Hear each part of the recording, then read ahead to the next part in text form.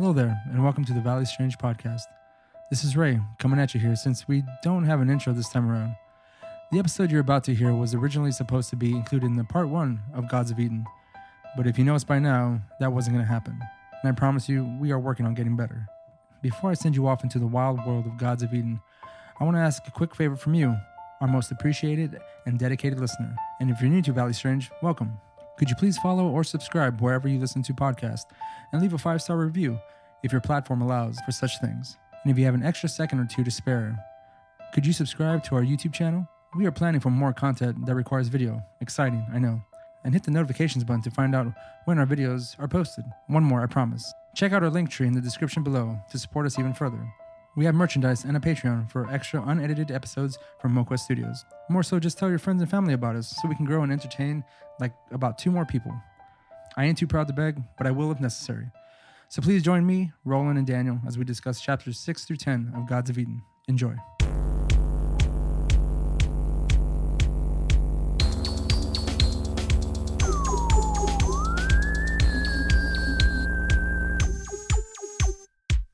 Okay, so chapter 6, the Pyramid Builders. In this chapter, basically, Bramley is going over the fact that, or trying to prove a point that pyramids themselves weren't necessary for these people to build just for themselves. That basically the reason they built them were for aliens.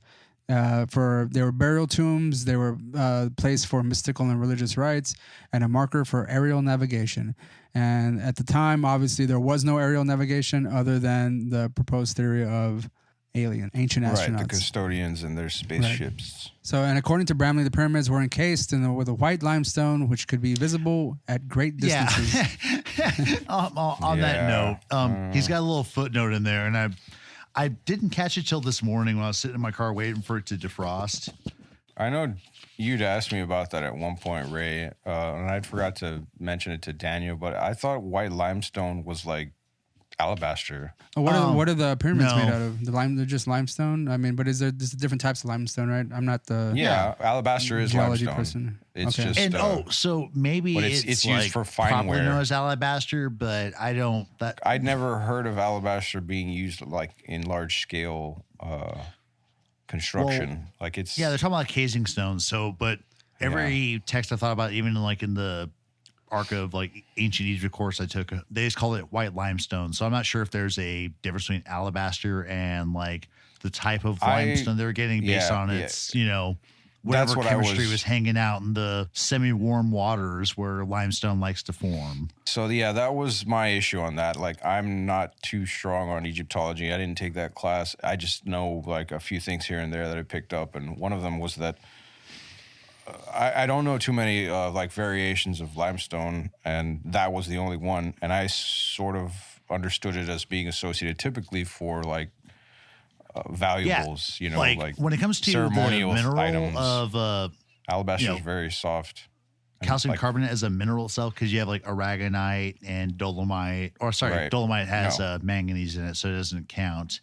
Mm-hmm. But just regular calcite or aragonite, they still are calcium carbonate, but they are formed under different circumstances. Like I think aragonite's like can be formed by like fucking like clams and shit too. Yeah, I think so. But forget. Is there like a significance as to why they chose this particular rock? See, I think because in what I can remember of Egyptology, it's like, these pyramids were supposed to be initially capped in, white limestone to make them more brilliant, whatever, but there was never any, in my learnings of it, it's like they didn't talk about like the sourcing of like, did they get it from fucking, Ethiopia or wherever the fuck, or why they particularly adopted the, white limestone encasing. The usage. Mm-hmm. But bring it back to Bramley, because he said, the limestone's fucking gone today. I mean, as far as we know, it was just an aesthetic choice. Most of the limestone is gone today, except for a few blocks found at the great base of the Great Pyramid. The limestone casing has been excavated away from the buildings beginning of the first millennium AD. And I was like, excavated. It was fucking looted for whatever fucking reason. It's yeah, like, it was robbed. The fucking like there's places in Peru where you can still see the tire tracks in like the dunes of people backing their fucking truck up. Yeah. And then a bunch of blocks missing from archaeological sites. And it's like, oh, there's, they take it pretty goddamn seriously though. Like and this happens all over the fucking place, but it's an easy way to get shot over there. I just find it fucking funny for, Bramley to say it was excavated away. Why didn't you say it was just looted? Did he put that in quotations? Cause he didn't, but I did. Cause that would have been a bit more accurate. Yeah. Yep. And I thought this was interesting though, how they mentioned that mummies were used like ground up in like medicinal forms or whatever like that. I wasn't aware of that sort of thing, so I don't necessarily know. Like, does that track? I mean, we don't know. I mean, unless I guess you know more about the history of. Sorry, what was the question, Roland? I spaced out for a second. Bramley mentions here, dude, that like one of the uses just apparently of mummies was that they were ground up as an ingredient for like medicinal purposes. Yes, mummy dust was a thing, dude. Apparently the Victorians were crazy about fucking mummy dust. What would they like inhale this or just like add it to their food? Ingest it in various ways. I'm not sure if they were just like doing lines of it or whatever, or mixing it into tinctures or whatever. But we got this 1,000-year-old rock hard boner now. Let's go. But yeah, no, like there was a bunch of like fucking tomb raiding. Congratulations, you've pulling got the mummies and then grinding them up and fucking selling them to people who had more money than sense. Like, I mean, that's usually how it goes. But no. Yeah, this was a thing, dude. Yeah, like. Yeah, I was curious about that. The thing I thought was fascinating, which I wanted to follow up into, not necessarily the mummy dust for stupid ass people for medicinal purposes or whatever, was the fact that there are the preservatives used, the substances used to preserve mummies. So I guess they're preservatives all the same, were used in paints because those chemicals were like friendly to like paints for some reason. That was the other thing that I thought was interesting. Yeah, it was just like cool, dude. So now you have like a 2,000-year-old mummy on a 500-year-old wall. That's fucking fascinating. Yeah, actually, I kind of wonder if they could go and like take and figure that out. Yeah, take a scraping of it and like test it. Right, because like mineralogically, the bone should be hydroxylapatite, and that has a very definite signature on X-ray diffraction itself. And I assume in other SEM methods and shit like that has its own signature.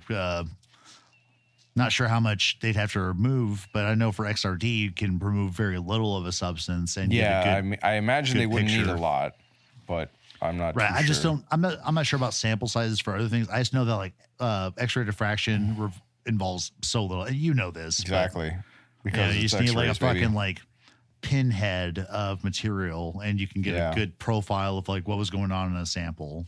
Right. It's not like a blood test where they got to fucking suck a vial of a sample out of you or whatever to run something. It's usually just more often than not, a lot of them involve just like a scraping, right? Well, yeah, no, like it really like stunned me when I was doing my own X-ray analysis because, and this is like case in point, like to analyze, to potentially like promote the analysis of like these older paintings to see if like you had people in them and then maybe link that to Egypt. Because I would have stuff where it's like, holy shit, I can barely see the residue that I've collected. Like, I think it'd be a microscope. Like there's, absolutely. There was like so little material, but then it was still like, wow, still plenty. You can see like 10 different minerals just in this tiny little fucking, I think it would be fucking data. Interesting, man, to see if like you could go to an area and then analyze a certain amount of like paintings or just even construction, because because the pigment wasn't just like exclusively for that sort of thing. Like I'd assume they put it on buildings and like just other frescoes and other things, and like trace it to see whether it has any like DNA peaks or whatever in there, and then see like how many if there's like how many different locations, collagen for it. but you could potentially where, like, they do can- fucking stable isotope analysis. Yeah.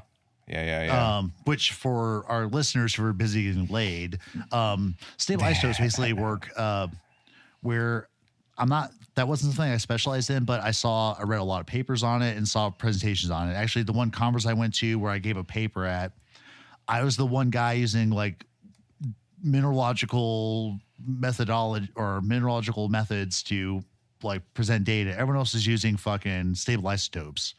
But with stable isotopes, you can, from a tiny little fragment of bone from a subject, you can get a profile that tells you things like whether their diet had things that involved like a lot of nitrogen in them. Phosphates. So you can figure out like whether people had like a particular like or primarily like plant diet or a meat diet. And I think there's even distinction between like what kind of meats you're having, whether it's like fish or like terrestrial fucking beasts. So there's all this data. So I'm just wondering if like anybody got like really curious about some of this, like, you know, mummy dust being repurposed into, you know, it would be interesting to see architecture, it would be interesting to see like how that sort of traveled around and like how far they could take.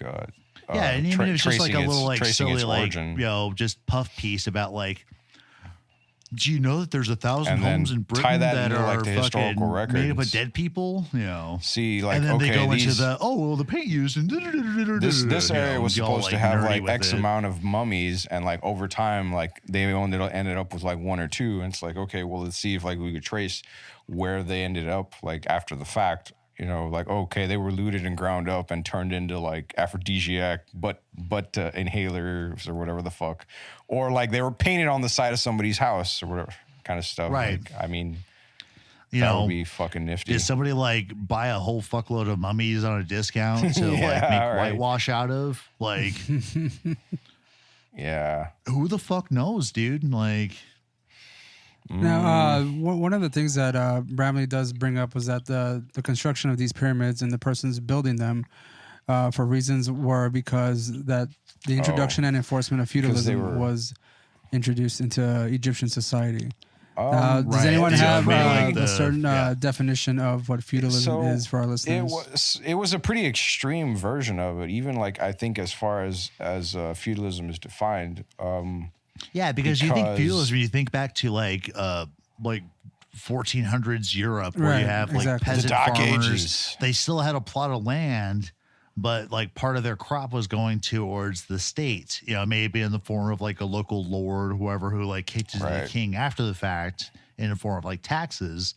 But the way that the Egyptians taxed their people, and this is probably like old hat to many of our listeners, and I apologize for that, but I'm also trying to reach to the new ones. But there's a thing called corvée labor, where instead of taxing people on goods, they tax services, and those services were in forms of corporate labor.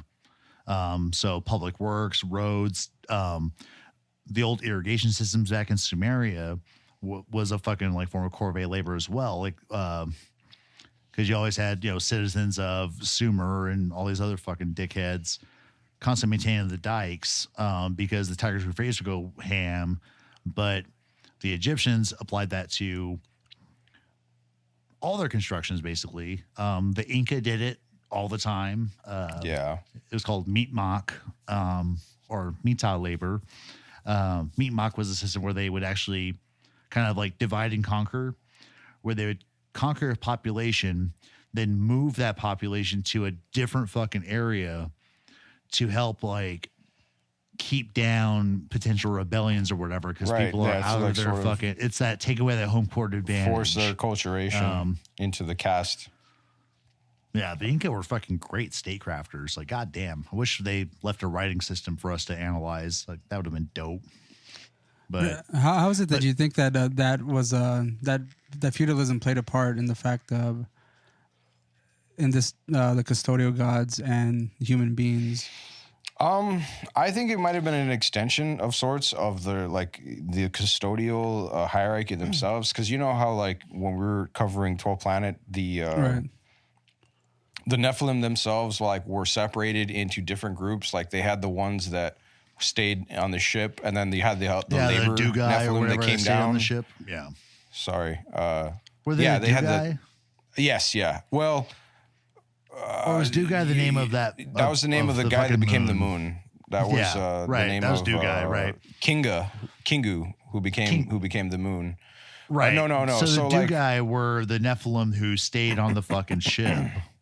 Oh, you're talking about the no. Dugai was his name. Was the name of the moon. Okay. You're talking about the oh fuck, what were they called? The eagle? No. I'm forgetting. So, listeners, if you want that information, go check out our 12th Planet episode. My point was that like they had while they didn't necessarily seem that way, like as far as I assume people looked at them like they were just gods. They had their own sort of hierarchy, and like if, for example, how like I was mentioning before, they had the laborers that came down and worked for like 10 years or something like that in the mines and gathering resources. And that was their lot until like they were just like they got fed up, and they created humanity from that, and they were the ones that took up the burden of labor from them.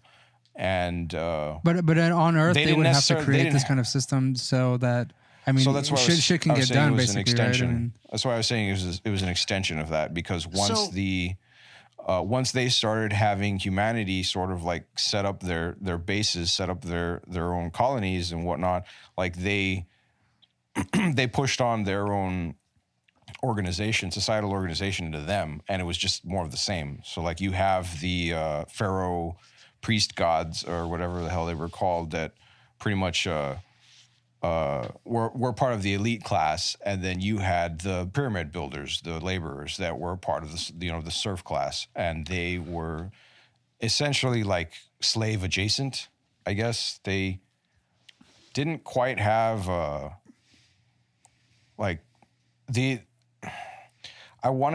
so this was something that kind of surprised me when I was reading this, and how like apparently the laborers hated the priests.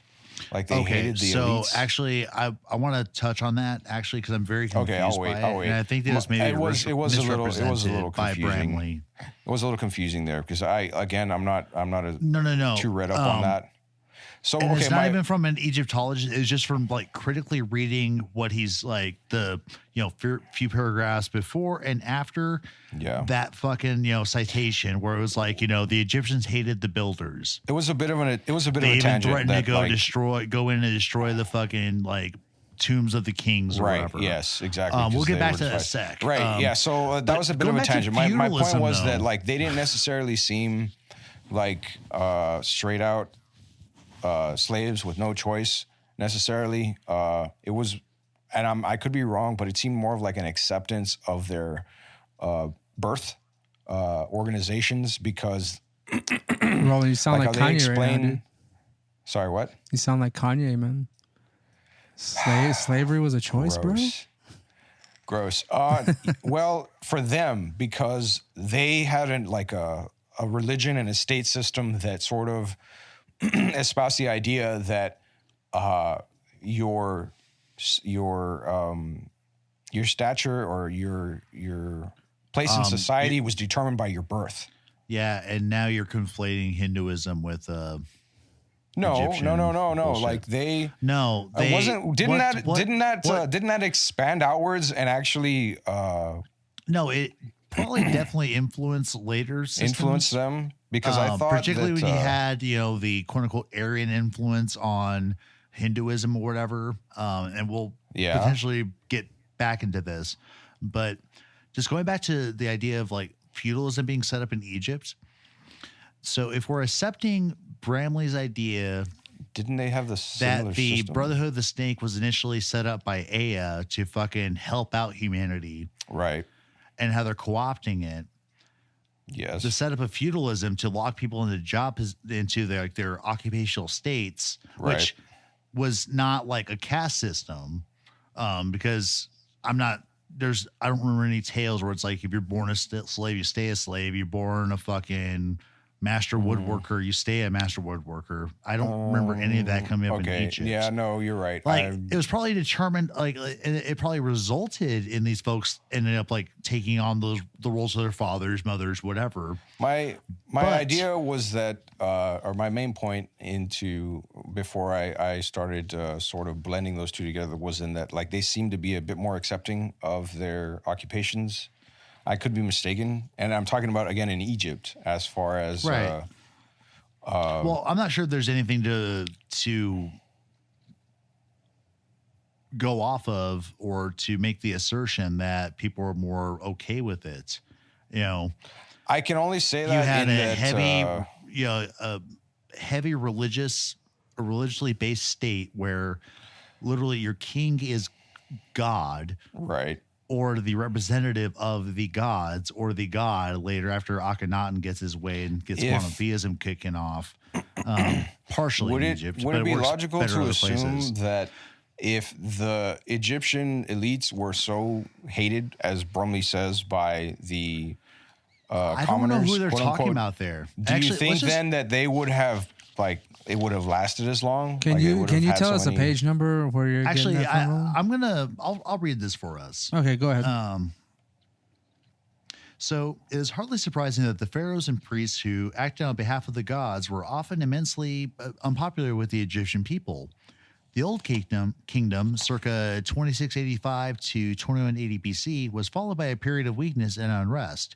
Even the Great Pyramid of Cheops had been broken into by unhappy Egyptians. According to historian Ahmed Fakhri, the Egyptians so hated the builders of the pyramids that they threatened to enter the great tombs and destroy the mummies of the kings. Such intense loathing is certainly not surprising. In order to get the Great Pyramids built, Egyptian society was made more repressive in order to make human labor operate with greater machine-like efficiency. Okay, so this whole thing, though, it's so that little paragraph, the Egyptians so hated the builders of the pyramids. So the way I read this shit, kind of outside of the context of this narrative, and it leads to me to suspect that it may have a factor in being misrepresented in this book, is the Egyptians so hated the builders of the pyramids. So I interpret the builders of the pyramids being the dickheads who actually were putting the stone blocks into place and stuff, like the laborers. Isn't that what it would be, though? Who they would be? What else would they be referring to? What I think that Bramley's trying to refer to is that the fucking, like, the people hated the priests and king, and because they hated it said like the builders of the pyramids, but it's like they threatened to go like uprise or whatever. Like, why the fuck would the priests and king, who are making all these dickheads do shit for them, threaten to go break up the stuff that they're trying to make people build for them in the first place? Right. And who are the mummies really important to? The state, not necessarily, Bob the fucking Potter who has to go fucking move blocks on the weekend as his like Army Reserve training or whatever, So I guess it doesn't make sense that the priests would. So Ray, like if you want it for yourself, it's page 63. Like, yeah, at the top. And I recommend it actually, because like it's just once like I read it out, you're probably half listening to me, listening around and half slurring or whatever. But when you set within the context of like the paragraph above and paragraph below, that little citation gets very curious. I mean, he cites it. So I mean, are they the Egyptians? The actual like Egyptian people, or people is it like the that Egyptian are building state? Yeah, and that's unclear, like in the context of it, because like once you think about like these threats set within the context of Egyptian society, potentially, why would the pharaoh and the fucking priests want to perpetuate violence on fucking their ancestors, their icons of power, because they come from this long line of other priests and other pharaohs that have the kingship and godship with them or whatever? Like, it just doesn't make any sense. Okay, I guess I'm having a little difficulty following. You're saying why would they perpetuate Bob violence the Potter against? give a fuck about the fucking pyramids? Like, why would he I would go? just say and then if you have this repressive Egyptian society, how likely is it that this populace that spends 700 hours a month fucking moving heavy ass blocks around for these other dickheads have the energy or the resources to go in and fuck with the state?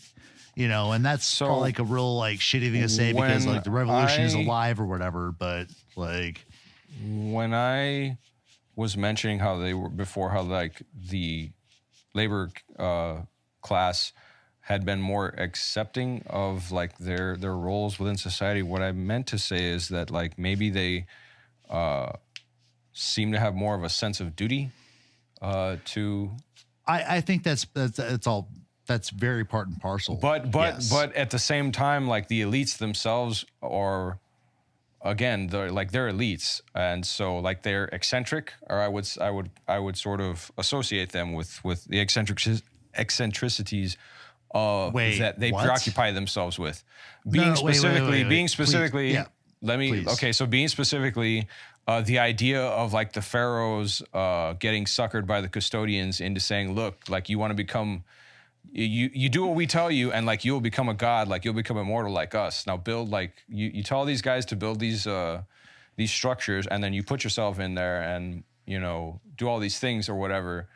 Because I don't think that like they did anything like anything that had to do with that entire process, that whole idea with mind to the commoners. Now, who are they? Like the pharaohs, like the priests, the elites. Okay, so the themselves priests who wanted to be, they wanted to be immortal. They wanted to be like the custodians themselves. And I think Bramley even says in here, like they got suckered into believing that after they died, they're mummified and like the spirit stays close to that body and like right, because that's there when is they become, a discussion Bradley goes into where the brotherhood and the overall religion of Egyptian society got twisted, where the idea is that the spiritual, like the immortal spiritual being that you are, they became materialistic, is inextricably tied to your material form, right? And so that's why the Egyptians had this big thing, or at least the Egyptian elites had a big thing about like mummification, preserving the body best they could, an obsession, and even with making the own stand-ins like little like wooden figures and shit. And they became obsessed with their own particular self-interests and I guess material wealth to represent like their transition into immortality or whatever was based on those factors. So that's sort of where I think the ideas of the repressive feudalistic society came in, to where like they had a disconnect between the values of the elites and the common the laborers or whatever. I'm not sure there was, but that's where I get confused with it, because I would make the assumption that because everyone's doped on religion there. Yeah, exactly. That's why like I'm trying to make sense of it, saying that like, okay, maybe the reason that the butcher, the baker, the candlestick maker put up with this bullshit is that like that was their perspective in life. So like, look, this is what God says for me to do. I'm going to do it. It sucks. I fucking hate you.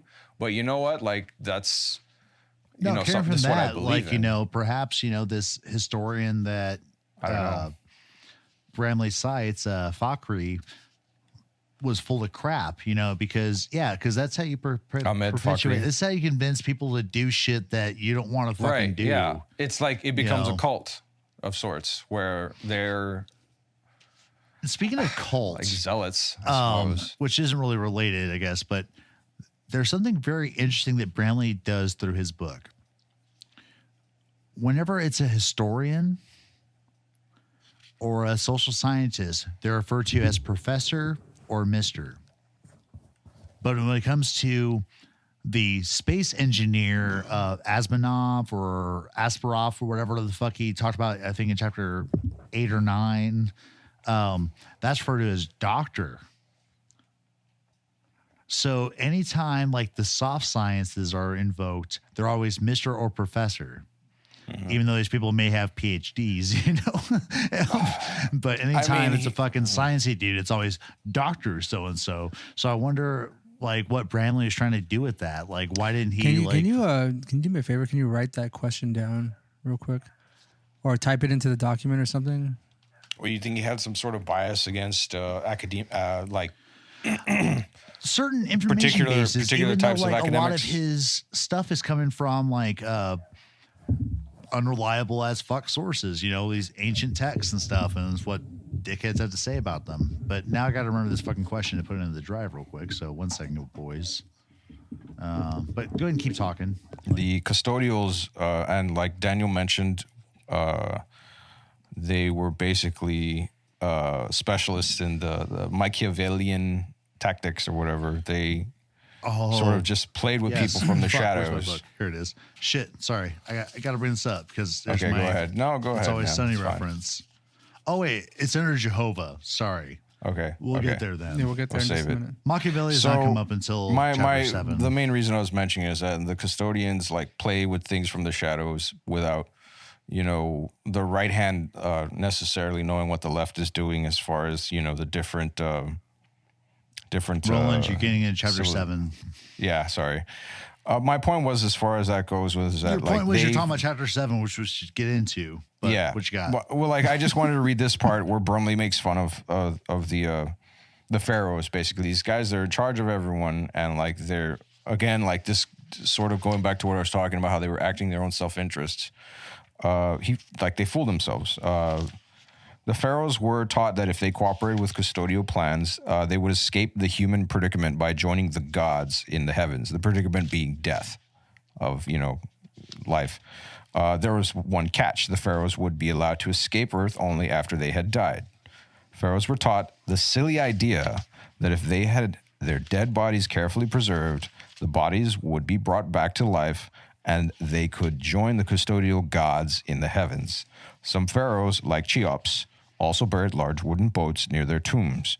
According to some scholars, the pharaohs believed that their entombed boats, solar barks, quote unquote, would be magically exhumed and endowed with the same power that caused the boats of the gods to fly. Pharaohs believed that they would be whisked away after death in their magically powered wooden boats to the home of the gods in the heavens.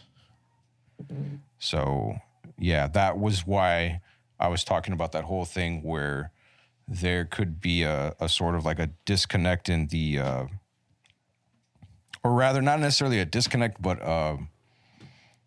some confusion as to how this whole society functioned in itself. If you had these two, I guess, bodies of people within the culture, sort of calling the shots, but like they believe different things that, you know, it just seems confusing that they would still be able to function with each other, or rather within each other's whole sphere of belief. Specifically, one side of these motherfuckers are vying for immortality, and the other side are the ones that are helping them get it. You know, like they're not getting anything out of it necessarily, I would think. So that was the whole discussion or crap that I was rambling about, trying to like make sense of why these guys are like, why are you going to put up with this if you understand that, you know, you're basically helping someone else achieve eternity or whatever, like, and you're okay with that? Like, I wonder if maybe that's where Bramley had gotten or maybe he's the one that made the assumption himself that the serfs hated the priest and the elites. No, from looking at it that way. Does he literally cited another historian? Sorry, you cut out. He what? He literally cited another historian who said I know, but it still doesn't make sense, because like the little I understand, I've never heard of that, and you yourself had said that it was kind of confusing. Well, no, it was, because I think it was just misrepresented. But okay, one thing that is not misrepresented, and sorry, Ray, but we're going to spend a little more time in chapter 6 because we need to talk about the Brotherhood a little bit, and its path and its corruption of the spiritual. So that's where I got a people's little understanding of the spiritual confused. being. What exactly corrupted the Brotherhood? Was it the the custodians, right? Like because Well, yeah, no, originally, the other custodians got involved and they co-opted it. Yeah, Even because though- the original idea was to, like, of course, spiritual from one enlightenment, god. It was spiritual from Ea, one person. and Ea Yeah, was the but they one wanted to with come the- in and disrupt that because that Right. would just mean that the humans that they created Because Ea could was the ascend one weirdo spiritually. would Become them. them, basically. Yeah, Ea was the one that was actually trying to help, and the Yes. custodians themselves were not of that. Of like Ea was the one weirdo or whatever, and the So, custodians were just I've got trying to some- exploit everyone. Specific text I want to bring up, just to follow this path of like what the Brotherhood's doing and how humanity was further locked off from their knowing how to attain like spiritual enlightenment or immortality or whatever you want to fucking call it. So, according to Bramley, the original uncorrupted Brotherhood engaged in a pragmatic program of spiritual education. The organization's approach was scientific, not mystical or ceremonial. Right. But then he goes on to Egypt and talks about the mystery schools, where Oh yeah. you bring in, initiates, and initially it was open to any priest Right. in Egyptian society to, learn these great secrets. And then it became. But they put these fucking, barriers up against people disseminating this knowledge because it became they made political, right? Like there was one I forget one ruler in particular that came along and changed the rules and made it to where they're more exclusive, weren't they? Oh, Wasn't we're it? gonna get there, Roland, but you just need to let me talk. Damn it! I'm sorry. All right. I'm sorry. Go ahead. So the mystery schools, everything was taught fucking, word of mouth. Word of mouth, yeah, it was there was all nothing oral. written down. And it was a way Yeah. to keep, shit exclusive and also to confuse it. So Bramley makes a point in here somewhere where he's talking about how like the best way to fuck up a scientific discipline is to have like word of mouth, essentially, where little ideas change because no matter how true people try to play the game of telephone, Right. details are going to change. So I agree with that. And on one hand, and the other, I think he's overgeneralizing because to somebody that takes this fucking so seriously, I would expect that they would be disciplined enough to actually make these guys recite these fucking teachings and like just drill it into they their would, head. but the thing is, there was also on he's pain taking of them- death to not reveal those fucking. No. details. Yeah, sure, absolutely. But I'm just talking about how he sort of oversimplifies the idea of but why it's an also oral his book. tradition is by its nature meant to lose the details, lose the specifics. So I would sort of understand what he's trying to sort of say with that, but at the same time, I'm just like, no, like you're kind of assuming that these guys are fucking dumb, but like that's their entire life. It's not like they've got anything else going on for themselves that they're going to be like, oh man, like I really want to go go fishing or some shit. I don't know, like whatever the hell they did for leisure, which that sort of thing isn't something that they would participate in. I would assume like that's the whole. Anyways, it doesn't matter. Like my whole point is that like yes and no. You're right. I First see what he's right saying. thing you said but- all night. What's up, Ray? No, keep going. We're at 40 minutes right now in this chapter, so I want to. Oh no, it sure, along. but it's so as you were trying to bring up earlier, Roland, like the next point is when kind of the game changed in Egyptian society, and it was a king, it was a Akhenaten, Yeah. and he was like Amenhotep Was the it the fourth, I think, Yeah.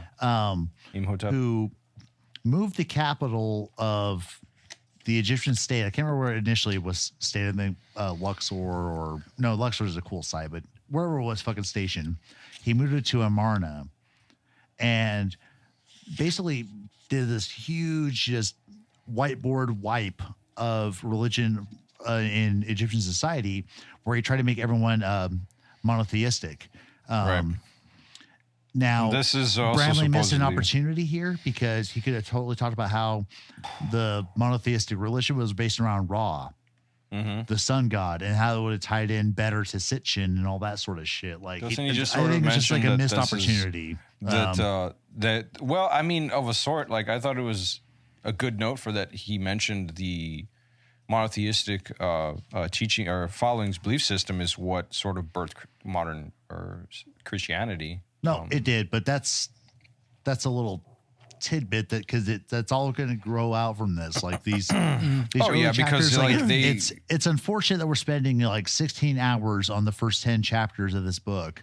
Brotherhood's most famous our own offshoot, sanity Christianity. But yeah, they are so critical in laying out the foundation for, his later discussions, because once again, everything builds on each other, on one another in this fucking book. I do like how he sort of specifically like shows the details, like in their uniforms and those things, how like the regalia. Yes. that's cutesy, but the big thing here is when the idea of monotheism being introduced is you have the idea of one supreme being creating fucking everything, right? Which goes against the actual way the world works, when with the original Brother of the Snake, where everyone's a spiritual being. We're just one in an infinite number of like experiences hanging out or whatever. This is Ike Light for sure. It's just another way to restrict the spiritual ascension, I guess. Access to that, right. Yeah.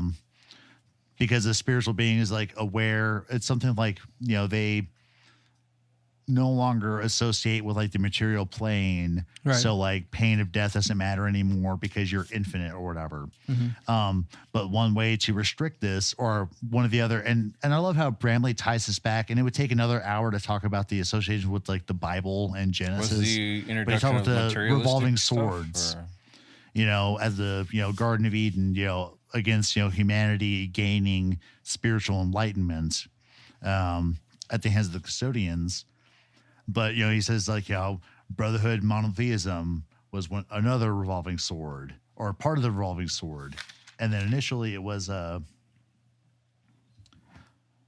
mystery schools being just restrictive to like the priest and elite and the pharaoh, that being another revolving sword against like the humanity overall. But it's just cool to trace this because you watch the Brotherhood adapt various just controlling tactics over time. Right. And it's just this slow roll of like, okay, here's this pantheon. You kind of know us. And I think that was kind of like, if this is all like true, it was brilliant that the Brotherhood, via the behest of the gods or aliens, made it into like one supreme being or whatever, because that further shields them being discovered. Right. So was this, a bit of, fucking cloaking that they adopted, or they tried to instill into like the human psyche so the game didn't get figured out? Part of the book that before the last paragraph, it says the true nature and capabilities of every spiritual being would therefore be hidden by doctrines which state that only a supreme being may enjoy pure spiritual existence and unlimited spiritual potential. Brotherhood monotheism would actually hinder human spiritual recovery and prevent people from grasping the true and probably much broader scope of a supreme being. Yep. So, I mean, their plans slowly evolves into shrinking the number of gods. So again, like you said, that can be discovered, and it pretty much grasps the fact that like you are incapable of knowing. You're not all powerful. You're not all knowing. Right. Any of this, and there's only one spiritual being that has that capability. Bramley does specifically mention that on I think page 71. Supreme being is usually portrayed as a spiritual being capable of possibly unlimited thought, creativity, and ability. Supreme being is said to be an entity which can make and unmake universes. The big question is this: why must we be limited to only one such being? Is there any reason not to suppose the existence of 10 such, or 100 such, or an almost infinite number? The Brotherhood's definition of one God describes a native potential, actually describes, and I'm assuming this is the uncorrupted form of the Brotherhood, the native potential of every spiritual being, including those spiritual beings that who would animate be human its bodies original on Earth. intention. Yes. I would say. Right. Roland, do you want to true read nature the last chapter, which starts with brotherhood monotheism? Is that on? That's the same It's 71. on page 71 right at the there. bottom. Yeah. Brotherhood. Get ready. Take a deep breath. Yeah. Brotherhood monotheism was another piece of the biblical revolving sword to prevent access to spiritual knowledge. It also allowed the custodians to greatly elevate their own status. As part of its new monotheism, the Brotherhood began to teach the fiction that members of the custodial race were the physical manifestations of a supreme being. In other words, custodians started pretending that they and their aircraft were the one only God. History records that they used extraordinary violence to make Homo sapiens believe the falsehood. Few lies have had as devastating an impact on human society, yet it became a prime mission of the corrupted Brotherhood from the time of Akhenaton. Not sure. Akhenaton. It's a spelling I'm not used to, but usually there's like an E. Like it's all E's there for the Is it consonants. Akhenaton? Yeah. Whatever. From the time of Yeah, but it's Akhenaton. Akhenaton to the modern day to make humans believe that the custodians and their aircraft were God. The purpose of this fiction was to enforce human obedience and to maintain custodial control over the human population. In no case is this clearer or the results more visibly tragic than in the biblical story of the ancient Hebrews and their one God named Jehova or Jehova. Chapter 7. Jehova. Okay, so any of our listeners, if you're even like the casual religious person, casual Catholic, casual Christian, If you went to in some way Sunday or school, another, you probably heard this shit. the name You're listening to Jehovah the should ring a wrong bell. Episode. He is the main character, the main God in the Old Testament specifically. We get introduced to Jesus in the New Testament, but also Jehovah is his father in the New Testament. He is the God that And is just the same so today, our listeners know that yesterday, today, and forever. He is the way, the truth, and the light. You're talking about And Jesus guys, Christ. if right? you give your heart over to him, you can Get avoid your eternal city burned to damnation. the ground. Oh, that. Yeah, sure. That's it. Daniel, I appreciate you finally revealing our true motive for Intentions, Valley yeah. Strange. We wanted to do at least 15, 16 episodes, us talking about weird shit. That way we can actually invite our lost listeners to accept Jesus Christ as their Lord and personal Savior. Well, we're a few episodes deep in this now, and I hate myself every day for lying, man. I wake up every day and ask Jesus to forgive my sin of lying to our listeners. I can't. No, I can't. Thoughts and prayers. So, before we get into Jehovah, I'm just going to ask this real quick question. What is the tangible difference between a thought and a prayer? Nothing. Like, why not say, like, thoughts at you or prayers at you? I'm Why thinking thoughts about and prayers? sending Because, I'm and thinking also, about like, with these praying. little religious nut jobs, it's like, if, the whole talking out loud, but you can pray in silence and God hears you. So then that means like you have like a little like No, angel God NSA won't hear you unless you're in a agents church always because there, that's where you get the know. best reception. Everybody knows this. Roland, that's a lie. You don't. You can pray Ray, anywhere. God is No, everywhere, right. Roland. You ain't I getting your pray- fucking you get the Oh. best 5G What's it? reception in a church. Actually- Everybody knows this. Science, baby. Citing Science. the Bible, actually, wasn't it Paul who talked about like basically like being mindful of prayer all the time or whatever? But it was like this idea of like you don't have to be like on your knees or whatever. But if you're like mindful of God or whatever, Yeah, you're that's- actively yeah. praying Yeah, or whatever. exactly. Yeah, word. Yeah. No, I can't But, say that's like a direct quote, but I mean that's kind of a gist of. You don't have to be in a church to get 5G reception from God. But, You don't, as long as you, in your mind, in your heart, in your soul, you are Right. thinking of God, then technically you could be praying 24/7. You are godly-ish. So if you aren't a Catholic, there's this idea that you're not saved by deeds alone. Minus the 3 to 5 minutes that you're looking at porn on your phone, where you gotta like bust a nut. Then after that, You're forgiven. What are you doing with yourself? Yeah, exactly. No. So you ask for forgiveness, and then you continue thinking about God. That is until you get a boner again, and then it stops. Yeah, Then you're you're cut off. You go into So like, actually, you go into God most, airplane mode, and you're only getting like you go into 3G connections. My most Christian moment 3G. in my life was in my big throwing away party recently. I was like condensing 10 years of shit that I've never looked at, or I haven't looked at since. Just thrown in the bin, and came on this picture though. It's of my sister and this bum in New York City, 2004. And I took the picture on it was like a shitty disposable Polaroid. So I actually missed the bottom part of the sign, and I hate myself for that. But the guy's sign said, "I need money for booze, hookers, and drugs. Hey, at least I'm not bullshitting you." I appreciate the honesty, right? Dude. Yep. Yeah, so I have this like great picture of my sister fucking hanging out with this guy, fucking smiling, like, shitty grin, and we gave him like a few bucks because I was like, I respect that, dude. Because that'd probably be the kind of bum I would be, man. Okay, so in chapter 7, speaking of Jehovah, the Old Testament basically starts with describing the origins of the Hebrew people. Of course, you get like the Genesis, the beginning of the Garden of Eden, and then the Exodus from Egypt. Actually, once again, missed opportunity to linkages.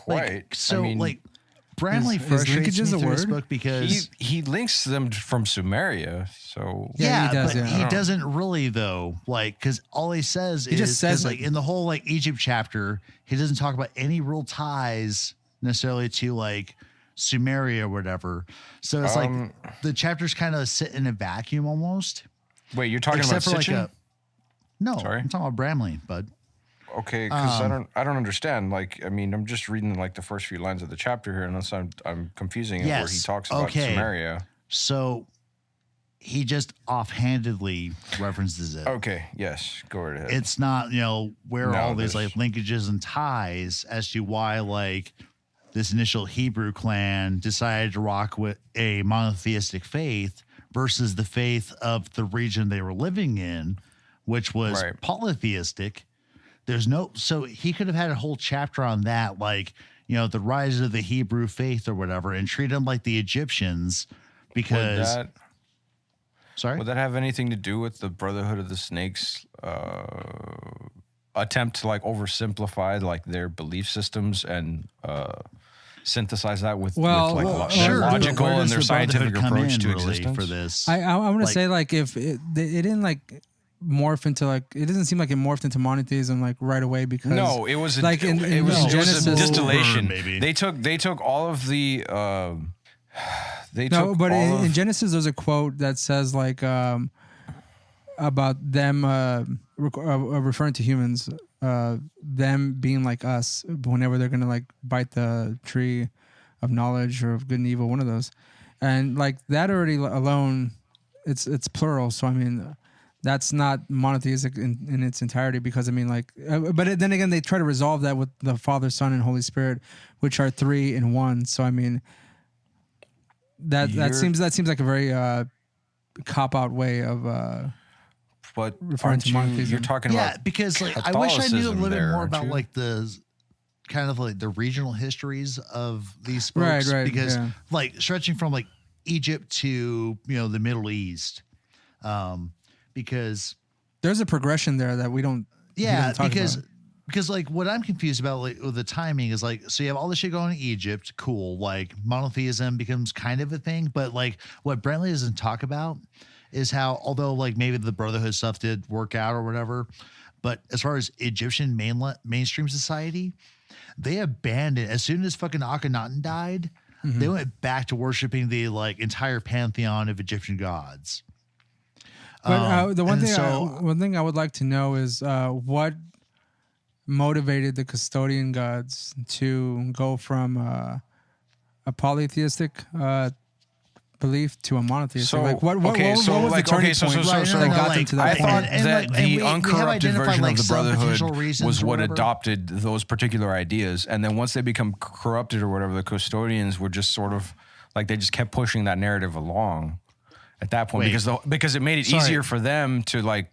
I would think that the idea of people worshiping one god would make it easier for the custodians as a plurality of gods to sort of like fade into the distance, you know, like it would have been easier for them to manipulate them. Okay, cool. And that, and I'm not like talking shit, like, but that is like a piece of the argument earlier about like how the custodians are trying to like, you know, fade into obscurity and go like one god. So it goes right along with what you're talking about. It just makes them easier to.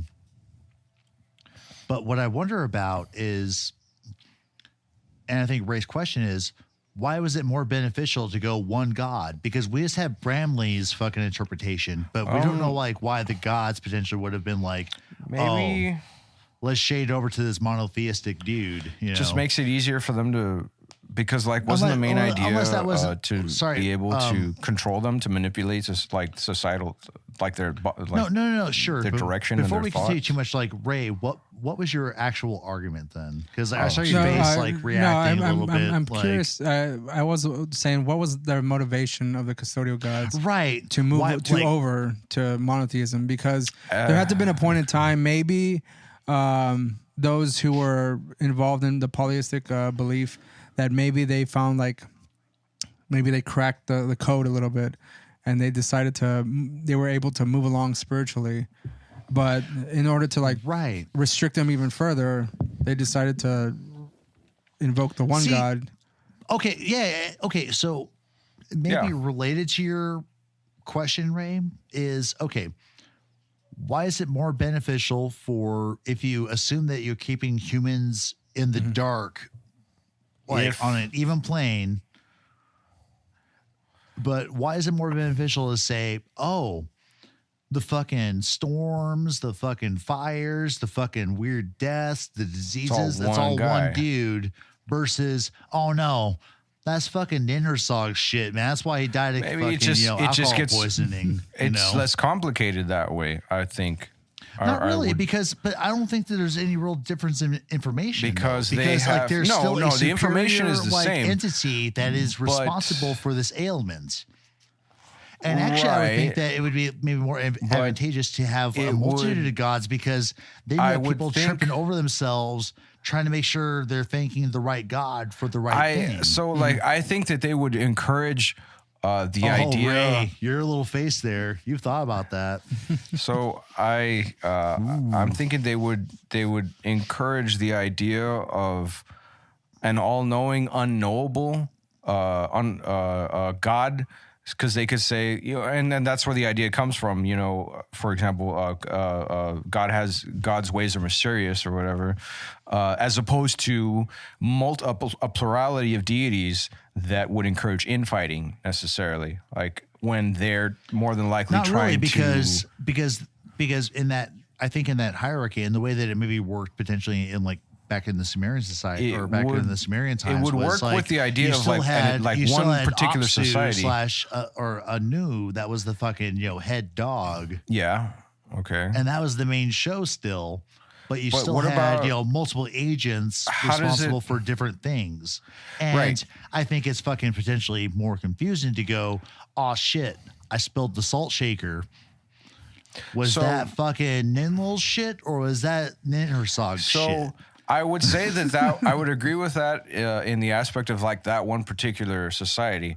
But in this case, like with the introduction or like the ideas of Jehova in this chapter, like they have, I guess, is it the Jewish culture? I'm blanking here, but they have them go and subjugate a completely other fucking civilization. They're the Hebrews, actually. The Hebrews, thank you, excuse me. So I would think I would think that like for the purposes of them like having to control multiple fucking civilizations at once and have them like fight each other, having them like the individual societies themselves, arguing over like who did what, makes it more difficult for them to all band together and listen to what like Jehova has to say, that like, okay, like you need to go and like destroy this town or whatever, because they'd be more preoccupied.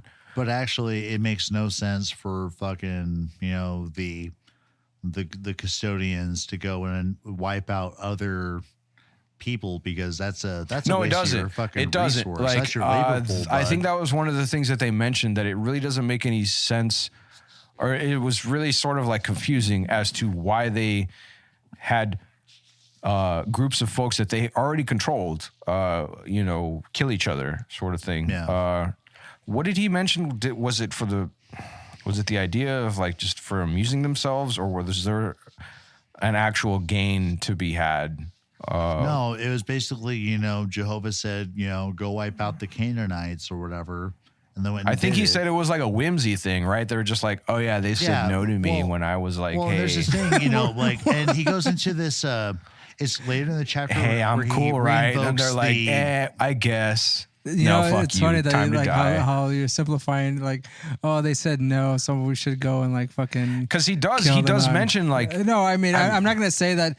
I mean, Jehovah but- means jealous God, so I mean, like, you imagine like Yeah. that's like a fucking a Karen or a fucking who the fuck like gets pissed off over anything these days, and they said, oh, like I don't like what they're doing, so go and kill them. And it's very petty. It's very petty. I like mean, on obviously, his part. I'm being super reductive about it, but yeah, that was of the main idea. Like a lot of the things in the Old Testament, and I mean, Ray, you'd know more about that as far as this all goes, were just like very like. I mean, they just seem very petty. Just like, don't do what I say. Why okay, did you die. assume that I don't have a level of expertise in this field? Because I actually kind of do. I mean, He did go to church. I too. understand you as being a more New Testament guy, Daniel. Okay. Doesn't mean I wouldn't don't know. I like understand Jesus the history and more. stuff. I mean, I read like Josephus Like and I shit. met you, Daniel, at a Methodist church. So Yeah, I don't so- necessarily. I thought for the most part, like they were. Hey guys, I more mean, along the I lines was of the I New was just Testament. one service away from carrying snakes and shit like that. So Yeah, that's what I was saying. Like Ray was on the crazy New Oh, yeah, Testament I know, shit. I know, And exactly, also, Old and the Testament, only Old stuff in the Testament. Old Testament So his church when I was met the you, wrath of Daniel, God at your shit. church, I was like, these guys are pretty fun. Like they're all right. Like they're not shitty or whatever. They're not No, like, but the hey, if thing you is, don't like, sing, in I'm gonna that- kick you in the dick, kind of thing. You know. But no, but in that So- hippy dippy kind of environment, Exactly, there was a lot of exactly. education as far as like, what the, like there was one. And I like, tend to rotating pastor associate that came those. in I tend to who associate was- that mindset and perspective a lot more with the New Testament than I do with the Old. Like I would have never pictured you as the whole Bible burning kind of stuff. I can understand that coming from Ray's craziness, and it's funny. But like, yeah, like I met you before I met Ray, Yeah. like quite a long time before, and so yeah, like those were my, I guess, assumptions. For Okay, at the so, time there. So I don't know. I couldn't didn't pick know. up the fucking Bible independently and look at stuff and I investigate. picked it up on out the of internet, boredom, you know. okay? Like I never, no, Right. I like had nothing to do, and I was like, all right, well, I guess I'm just gonna read this, and Why don't you think that I did then? You're just like assuming Ray has his expertise. so, that's what I'm so arguing. again, like this That's was the all whole that's thing. what I'm- Like, that's what I'm because assuming. Ray, What makes you with think that Ray, I it had was expertise? I was with probably Ray, poisoning the church longer than Ray with was. For yes, fuck's but sake. but I think with you, it was more of a. It was more of a theological bent. With Ray, it was more of a brainwashing. Like he What's was, the he was. difference? Ray was. yeah. You willingly went into it, What and is the Ray difference? Ray It's just the- lived yes, it. look, Like Ray had I no inject choice. you, man. Like, Ray I won't lie, understood. there was a level of brainwashing going on, a level of ignorance on my part until you kind of take it upon yourself to not be that person anymore. But I mean, Ooh, you're such a rebel. Yes, yes. There you go, Ray. I mean, I was a Catholic No, for, he's a visionary, for a long time actually. too. That I went to CCD and like Saturday Bible school. CCD and all that is shit, so, It's pretty much Catholicism. Catholic training that's not shit. Catholic. It's like it's like No, a Catholicism youth group is basically what it is. Yeah. there you go. No. Yeah. But there's also like the whatever, like confirmation bullshit, whatever it's called. That's in the Catholic Catholics. Church, like Catholic happens through Yeah. like that CCD program or whatever. I did that as well. Being So like I mean, confirmed when I or was, whatever. Yeah. I forgot what age group I was, but I mean, I did that. Yeah, I did also, all that so, shit. Yeah. Okay, so So Yeah, just I going mean, to. like, I guess like technically I'm a confirmed Methodist or whatever, but like whatever, dude. I want to Like, go into more characteristics of Jehovah that Jehovah, Bramley yes, presents. actually, and I do, and I think it like really sucks that Bramley like, well, he did and didn't miss an opportunity here, but when he was discussing the appearance of Jehovah to Moses, to Ezekiel, and all the other accounts, he comes in a, there's the sound of trumpets or whatever Right. that's supposed to mean. Right. There's Ezekiel's thunderous waves. description There's is- fire, coming from the clouds or whatever. And they're like fucking flying around like badasses or whatever. But the kind of the meaty part is, which I think is fascinating too, because it's I can like, read it. I got it right here. what do the Unless you wanted to Anunnaki go for actually it. look like if they're coming down and people are interpreting it as fucking, a figure with a lion's face, a human Right. face, a fucking eagle's face, has wings, and has like and treads. the trippiest thing about the wings though is like when the figures turned, the wings didn't. right. So it was like, so if your wings were like, like facing out from you like a butterfly, and you turn, are like your wings on your shoulder basically then on your like side you are opposite of from who you're facing? Because in the Bible says the wings did not turn when the figure turned. But they were facing in different directions as well. So I mean, they could have had so like so that's what I'm saying, like a butterfly, vertical takeoff, like facing landing, different or whatever. directions, and They then could hover. so I have little wings on, right, and I turn fucking this way, but I still have wings that are out. Like off my Anybody neck. that looks up some like drawings of Jehovah, like you're gonna see some interesting shit. Yeah, Right, 'Cause it and is very so- funky. And so I'm just wondering, like, is some of the stuff out of like the Old Testament and New Testament that's associated with the experience of extraterrestrials actually maybe not,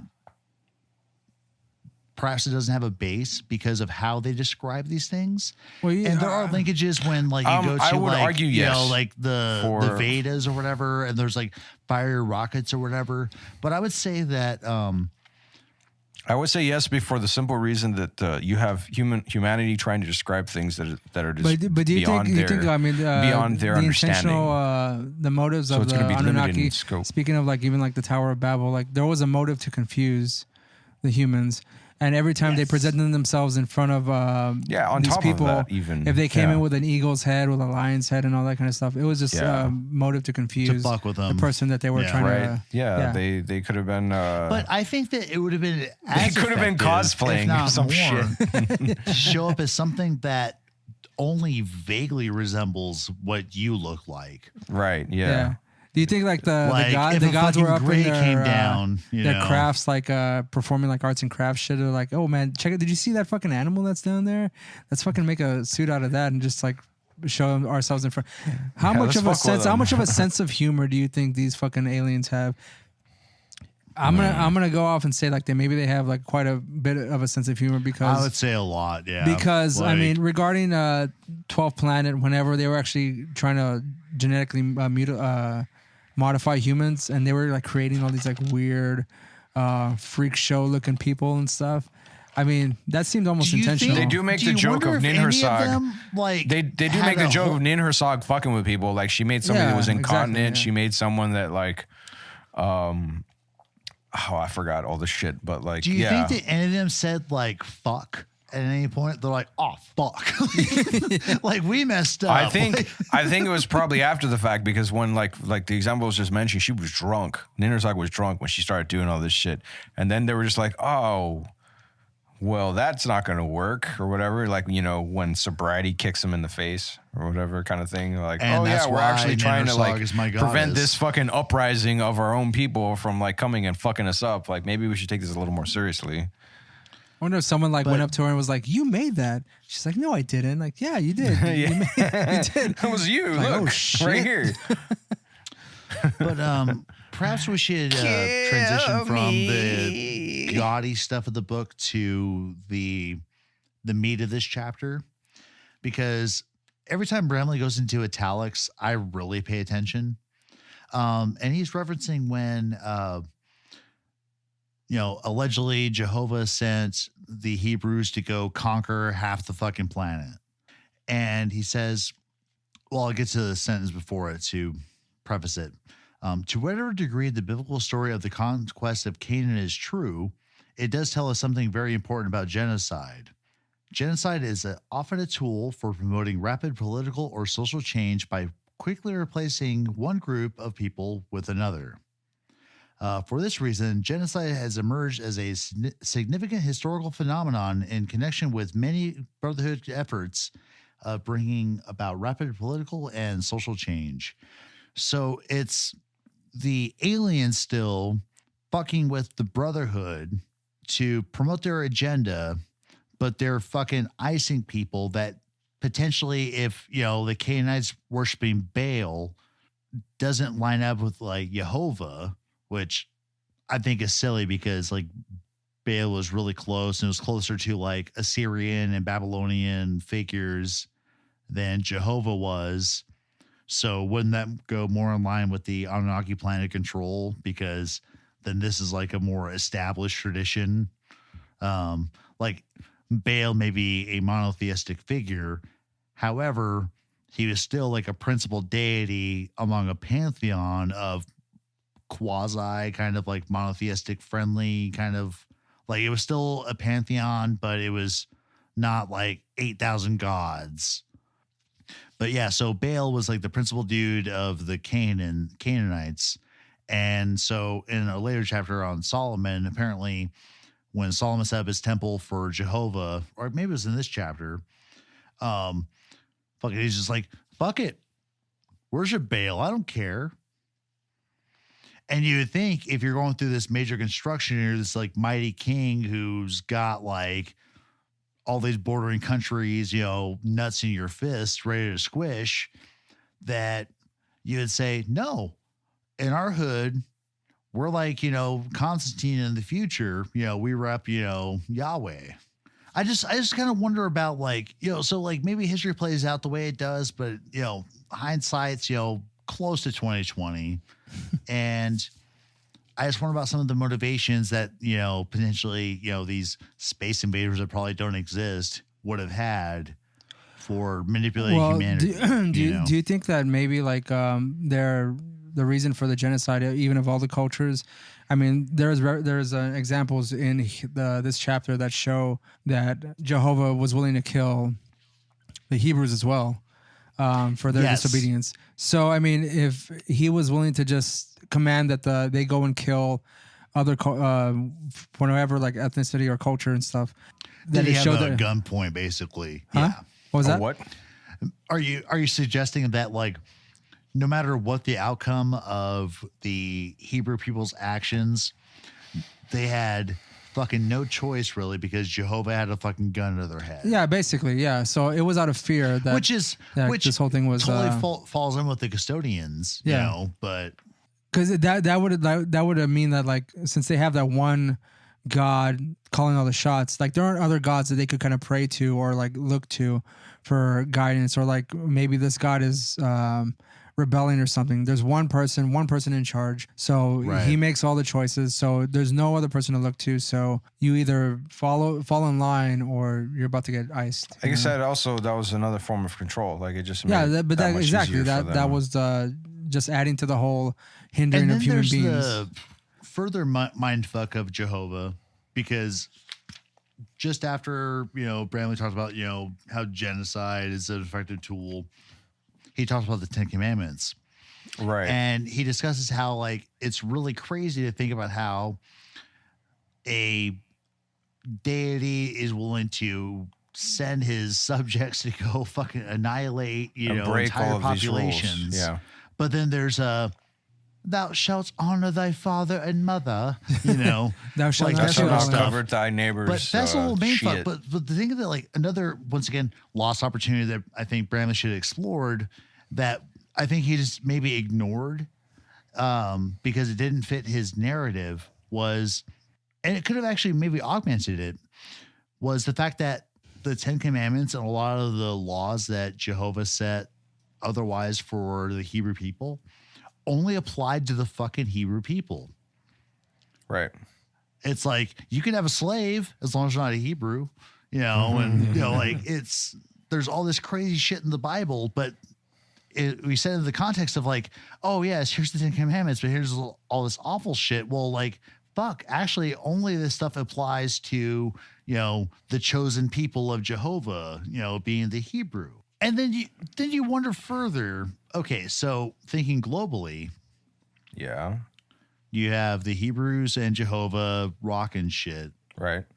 If they go on this and they basically settle and stuff, and maybe that's part of the plan, you know, yeah, these little regional centers or whatever. So maybe you're still like perpetuating the Tower of Babel of, you know, confusing people's languages and cultures and so forth to keep them divided. Fuck, man. Like, sorry. Like, and I started thinking about the Tower of Babel itself too. Like, it's like, so if the Tower of Babel happened and people got all like their languages fucking confused and essentially then all their life ways got confused because of it, why did the Anunnaki need to like, or why did the custodians need to set up the Brother of the Snake? Why did they set up like various monotheistic religions, and the Maverick religions came up in response to like the Brotherhood traditions? But well, that's one reason I brought up earlier was that like maybe. But why did you keep fucking with people after you scattered them? Because they're still going to have like that innate programming of like, oh, I must produce, and the Anunnaki just comes in like, hey, this is ours, peace, or just comes in the middle of the night, takes the resources, fucks off. And they're like, what happened to my beet farm? You know, must have been a weird storm. And we did mention the fact that, I mean, all this mass genocide that was going on, going back to Bramley's original intention when he was writing this book was Just playing warfare. both sides. And that reasons for warfare were for money or for, I forgot what the other reason was, but like he does mention that the reason for the mass genocide was for political gain in certain regions. So basically they were just looking to take over. You know what? Actually, all of this is Aya's fault. Yeah, at this point. No. Like all of this is like, if the Anunnaki didn't have the little spur on their side of Aya taking the kind of favoring to humanity, then there would have been no fucking, you know, subversive side to the custodial God's plan of subjugating us. Right. So because we the would whole have reason we got a would Tower have of Babel stayed as situation was because we were influenced by fucking Aya. encouraging independent thought. Actually, that's like, this all goes back to Aya. It's all his fault, really, if you follow this back. Like, Because he took pity on people and decided to like bring them. he's the one who was supposed to be the fucking snake in the Garden of Intelligence. Eden, you know? For instance, since we have the Old Testament and we have Moses, who is a person who brought the Hebrews out of Egypt, brought out of that. Again, why the Hebrews? Moses I'm not entirely himself sure at being a this point. student of the Brotherhood. But it shows that Moses was in constant defense of the people that he was leading from Jehova, because Jehova seemed to be at a point where he was willing to wipe them out at any point. I just think they were trying to like call as much people as they can. Actually, playing just the to bring long in like the con. bullshit Bible narrative of the fucking subjugation of the Hebrews under the Egyptians, Jehovah, once again being a fucking jealous God, put all these curses on the Egyptian people, which y'all remember from the fucking Prince of Egypt fucking movie, which is fucking fun to watch. Great animation, good music. But Jesus Christ, the thing they one of the leave out best deaths ever. is that doesn't the Jehovah guy, like, used throw the his sword at fucking, somebody you and- know, alien power to harden the heart of the Pharaoh to where he'd be like, nah, fuck that. I'm not gonna let y'all free. And I don't know why there was never like, this must have been like in the Council of Nicaea in 1534 when they edited the Bible, because I'm sure there's like 600 pages of Moses going, wait a minute, you're gonna fucking make it harder for us to leave because you use your magic on this guy to make him say no automatically. Right. Which and again, then you punish him and his family and all the people he rules with plagues and fucking locusts and shit. Ideas. Because you set the rules. Like, you fucking broke him. Yeah. Short term to them, it makes no sense. Like, why did Moses not be like, maybe Baal's what's up? Like Jehovah's playing the long game or whatever. I don't get it, man. Like, so I guess Moses did not have a brain cell. Well, I mean, Bramley does mention that he has a bit of humanitarianism regarding the fact that he was constantly in defense of his people. No, and also with that humanitarianism in relation to the Ten Commandments and the birth of the snake. So Bramley suggests that Moses was like a decent dude and looked out for humanity, and that part of the Ten Commandments and other of the parts of basically the nice parts of the early Old Testament, right, was Moses. Right. That's such a funny way to describe it, man. No, but like that's basically what Bramley's. No, like, you're right, but it's so like, funny, like to hear out loud the nice parts of the Old Testament. Yeah, like it's not all fire and brimstone, right? Yeah, and that's Moses, man. So like, in this chapter, Bramley does quote Machiavelli. Machiavelli, actually. Machiavelli. Whatever. No, because if It's Always Sunny. And I have the quote here, and this will preface the whole thing. I'm playing both sides so that I always come out on top. Yeah, you mentioned that the last time. Yes, I knew I that's did. where you I wanted to bring it up because it's. I play both sides. Now he does mention the fact that like all the conflict between like the Hebrews and other cultures as well. It says human disunity was a valuable commodity to the princes because it made the people less able to mount a challenge. Again, if you keep the people divided, they can't unite and. Exactly. Revolt. From a number standpoint and from their mentality. I'm making the connection here, but it's like why hunters and gatherers don't engage in warfare because they don't have the fucking resources to. Right.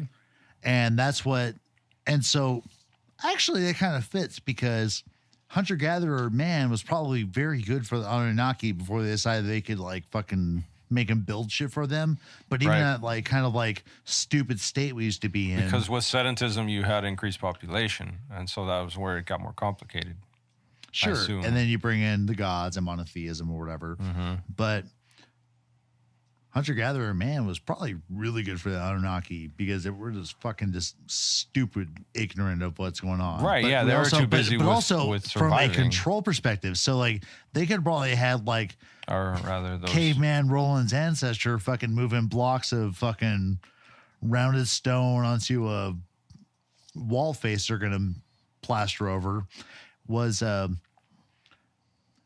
because shit, beer brain's working. Fuck. I mean, if you want to go to page 85, it kind of goes into detail from Machiavelli's, I guess, a quote. I'm not sure if it's a quote or a paraphrase. Oh, well, okay, we're going to go back. We're going to zoom forward a few thousand years then. Cool. But yeah, Machiavelli's great, though. Like regarding the way Jehovah or the custodial gods are manipulating humans. Playing people against each other. Yeah. Right. Okay, so it says the way to set about this is to win the confidence of the city, which is united. And so long as they do not come to blows, to act as the arbitrator between the parties. Parties. I was on the same page, right? and when they come to blows, to give tardy support to the weaker party, both with a view to keeping them at it and wearing them out. And again, because stronger measures would leave no room for any doubt that you were out to subjugate them and make yourself their ruler.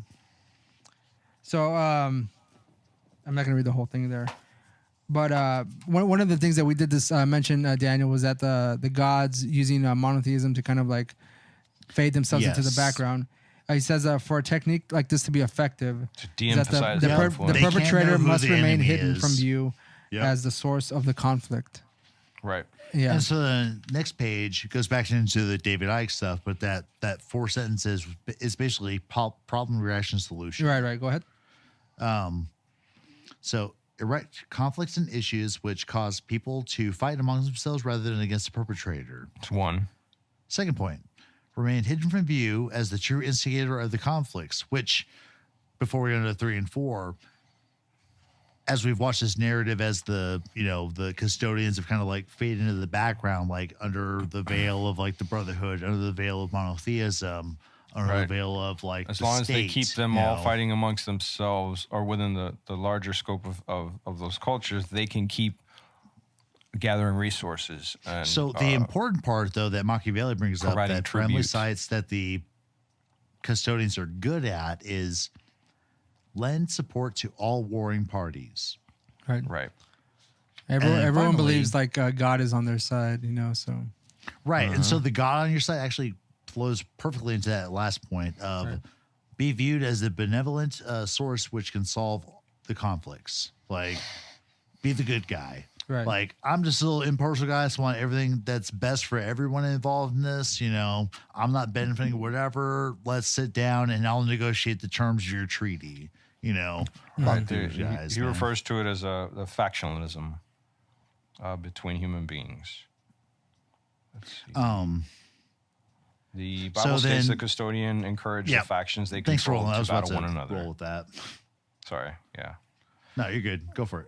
All the while, the custodians have proclaimed themselves the God and angels to whom people should turn in order to find a solution to all of the warfare. This is a classic sequence straight out of Machiavelli. Fuck you, man. I see what you did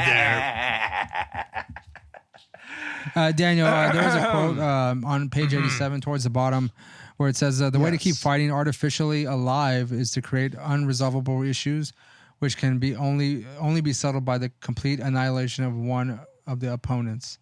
And then by helping the opposing team sustain their struggle against one another by equalizing their fighting strengths against one another by, I said that already, and to keep the whole race in a constant state of strife.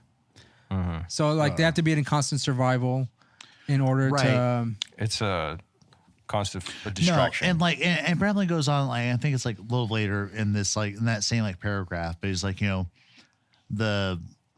which reminded me of hunter-gatherers, but it's the best way to kind of keep people in control is to keep them at war and stuff, because every building is blown up, every tank that needs to be built, that's taking away from resources of overall prosperity for, the species, really. Right. It keeps them working. Whenever they destroy something, it just keeps them distracted and building shit that doesn't help them attain their spiritual enlightenment, really. No. Right. But it keeps them placated, or rather, like I said before, distracted. So they've got to keep working. What is it? Maintaining their strength. And I was trying to read. Are there any other thoughts you want to give on this chapter regarding Jehova? One second. I just wanted to read this one sentence that sort of summarized everything there. The more society engages in building war machines and fighting wars, the more the people of that society will find their lives consumed in tedium and repetitious toil because of the parasitic and destructive nature of war. I'm smiling because I basically just talked about that. You just read it directly, Roland. Yep. I know. Hey, I still want to. I want to take this shit out so they can see, hear the exact fucking quotes. That we're all not just talking out of our asses. So this helps. But all right. Importantly, though, another direct quote from the book, though, once again, a Bramley italicized moment. Oh, where's that? So.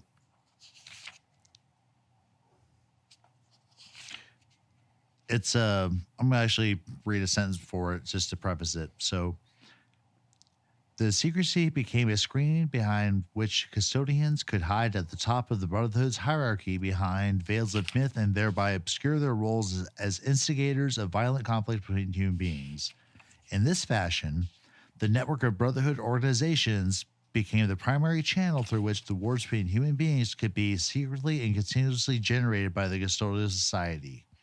So this is when like kind of like almost God gets out of the picture. This is when we bring in like we're starting to get into like the Illuminati, like and these other and the Masons and all these other fucking dickheads, and through those networks of social networks of control that they end up manifesting as. Those are the primary means through which, like Skull and Bones and shit. This is how the fucking aliens are getting their agenda like followed through by their forms of control humans. have evolved with the society's development. Like it's fucking wild, man. Like, and when I brought up the whole like PRS bullshit, like I just keep going back to that because like, fuck, man, like. When Ike brought this up initially, it was a complete mind fuck. And I read Bramley before I read any Ike. And then so to go back to Bramley and read this shit, it fucking just double tripped me out. It's like, holy shit, this idea is not independent of one, quote unquote conspiracy theorist. Like, and it's dim. And the one thing that's great about Bramley and then Ike is that they do a good job about demonstrating their point. Ike is way better about sourcing his material, but maybe it's a difference of the time or whatever. I guess sourcing his material, but also repeating himself fairly regularly. So, no, right, but I think that Ike does that because it's more of like here's a reaffirmation of this point. Mm-hmm. It's like, oh, Diana crashing into that one pool. Oh, here it is again. Here's how it's relevant. Because I think he's just trying to keep, because, I mean, he writes books that are, fucking like 2,000 pages long. And what do you do in public appearances? Yeah, you got to grab people, man. I mean, I'd assume the more ridiculous the theory, the more important it is to reinforce the ideas or whatever. Define ridiculous. Well, as what is generally accepted, like the ideas of aliens or whatever, custodians being the ones that were in charge of like civilization and its development as we understand it. Like it needs to keep referencing back to itself constantly. No, perfect. But on that note, Roland, how much of this book have you read? I'm the 10 chapters or whatever, as far as I've gotten. Word, like. I haven't gone past it yet. You're going to be in for a very fun ride, but I was just curious, like, because the statement you just made was something that probably anyone who's read like Ike or all of this book would probably, suggest.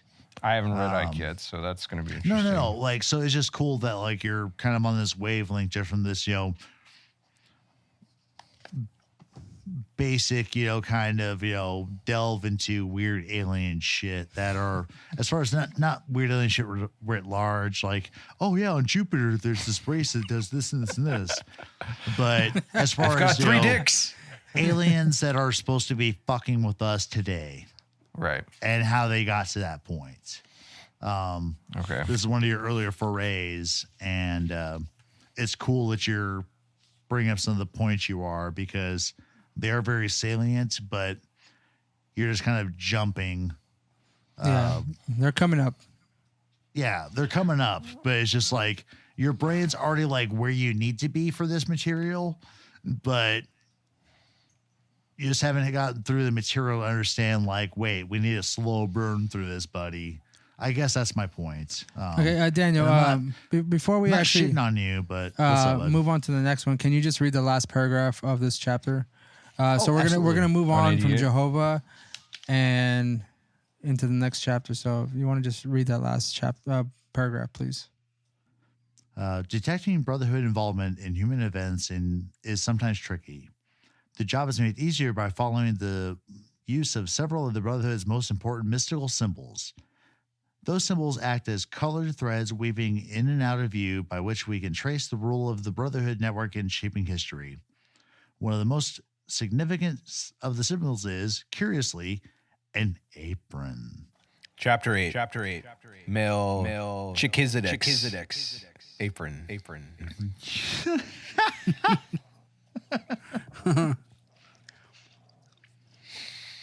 cover all our bases, all right? Fair enough. So in this chapter, he initially brings up Solomon, King Solomon from the Bible's fame or infamy, however you look at it. Mm-hmm. But one sentence that really bothered me in this chapter, despite all the other bullshit presented in this like 4 pages of nonsense, which he wasted, I think. This is one of those chapters could have been tied into something else. During the time he spent in Egypt, Solomon took instruction in the brotherhood. But that's all he said about it. And that's a big claim. Moving on to chapter 10 or chapter 9. Yeah, let's that's it. Shuffle along, don't worry about it. But like, is it just me just being super nitpicky, or is that problematic really for his narrative? Because he even talked about how Moses was on the he was a good guy on the inside of the bad guy's organization. But when it came to Solomon, he's like, oh, yeah, he spent time with the brotherhood. When he built his temple, he built basically the temple at Amarna that Akhenaten set up, but he took the wings off the cross. So it's a hallway? It's just a long corridor. Is it a strip mall of Jesus-dom? Or Yahweh-dom? I don't know, man. I really don't. I don't understand this chapter, except for the whole part of there's symbolism of the apron that ties into later groups. But then once again, lost opportunity. Where were the aprons in Sumeria, where all this shit was supposed to start? Doesn't he refer to the fact that there's pictures of them with aprons on? But I think that refers to the Egyptians. It's Egyption.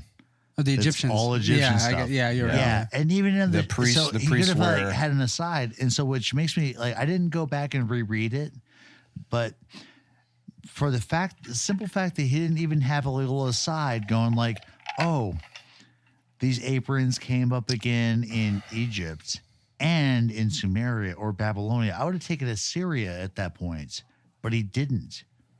Uh-huh. So it's okay, well, then really with this one, he spends 4.5 pages on this chapter on the apron. Talking about the, it's super short.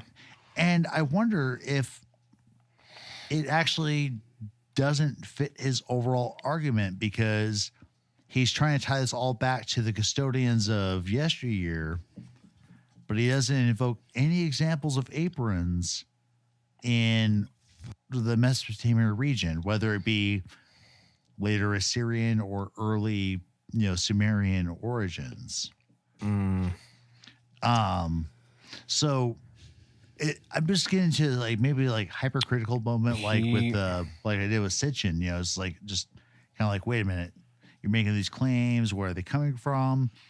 And particularly because Bramley makes a point in the first chapter, it's read this in order, don't skip ahead, keep all this early stuff in mind because it comes relevant later, and this stuff I talk about later makes this early shit really stick out. All right. He sort of alludes. He doesn't take an effort in the first fucking 89 pages of his book to take that thread from Sumer to fucking King Solomon. But he does it from Egypt to Solomon. Right. Well, he does. He says Egypt to Solomon, but how many years is it between Moses and Solomon necessarily? Who begot so and so to beget so and so to beget so and so to beget Solomon? Okay, so Moses, 14th to 13th century BCE, and King Solomon, he is 970 to 931 BCE. So they're separated by about 1,000 years at least. I guess in the narrative, is that a big jump? I think he's sort of just trying to find a way to link all of these together as far as the ideas. But like they're not very solid. Like when he talks about aprons, he's like, all right, what are the associations that people make of aprons? Like these are laborers. There's like masons. These are cooks. These are what the hell else did you mention here? But like I think we mostly can agree. it was the idea he was.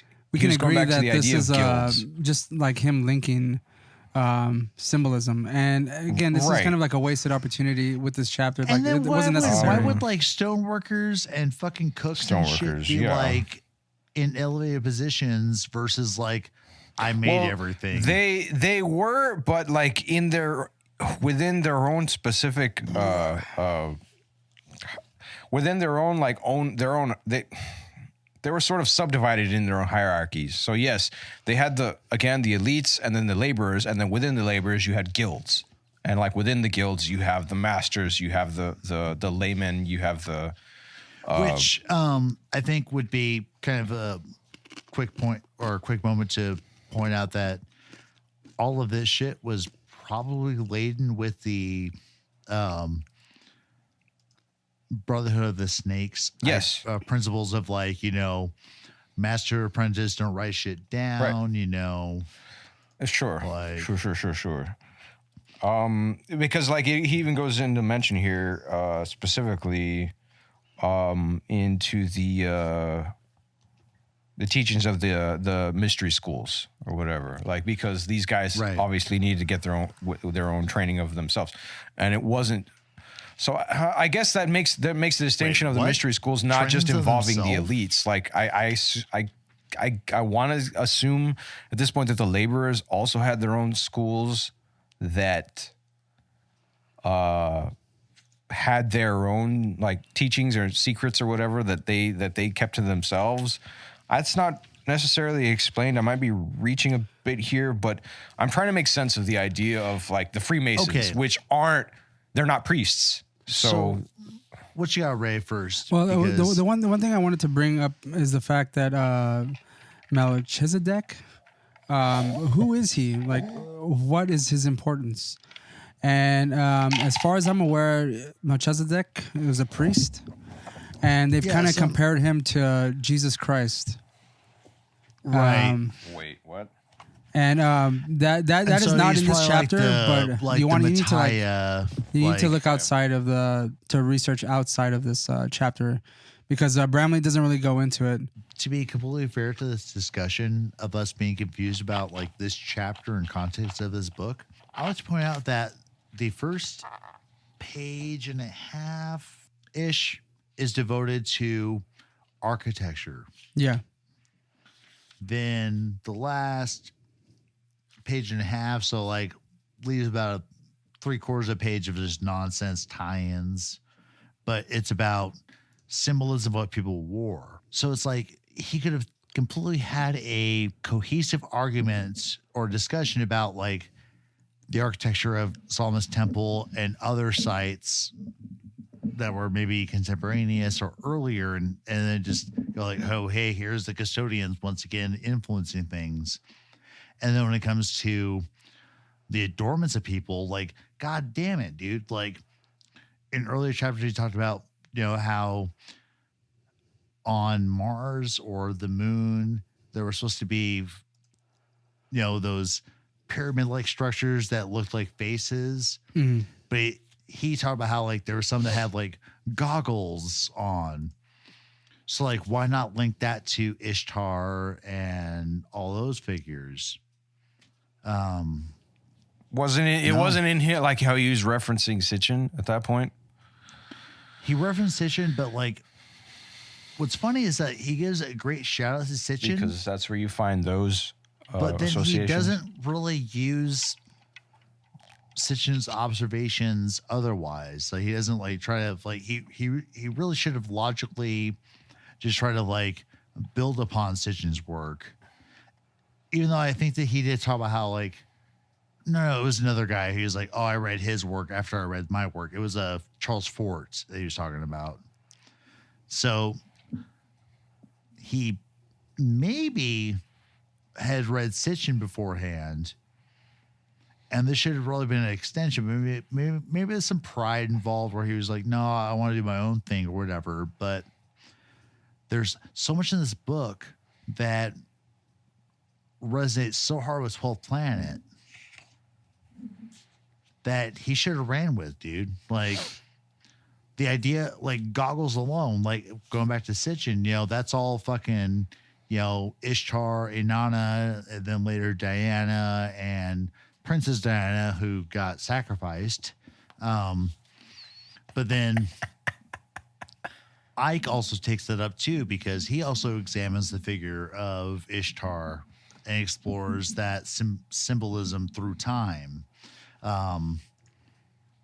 Like Bramley, I think, just kind of like jumped past some of the really meaty stuff in the early Mesopotamian belief systems that would have really helped his arguments along. Yeah, Sorry I'm if I'm just babbling, but no.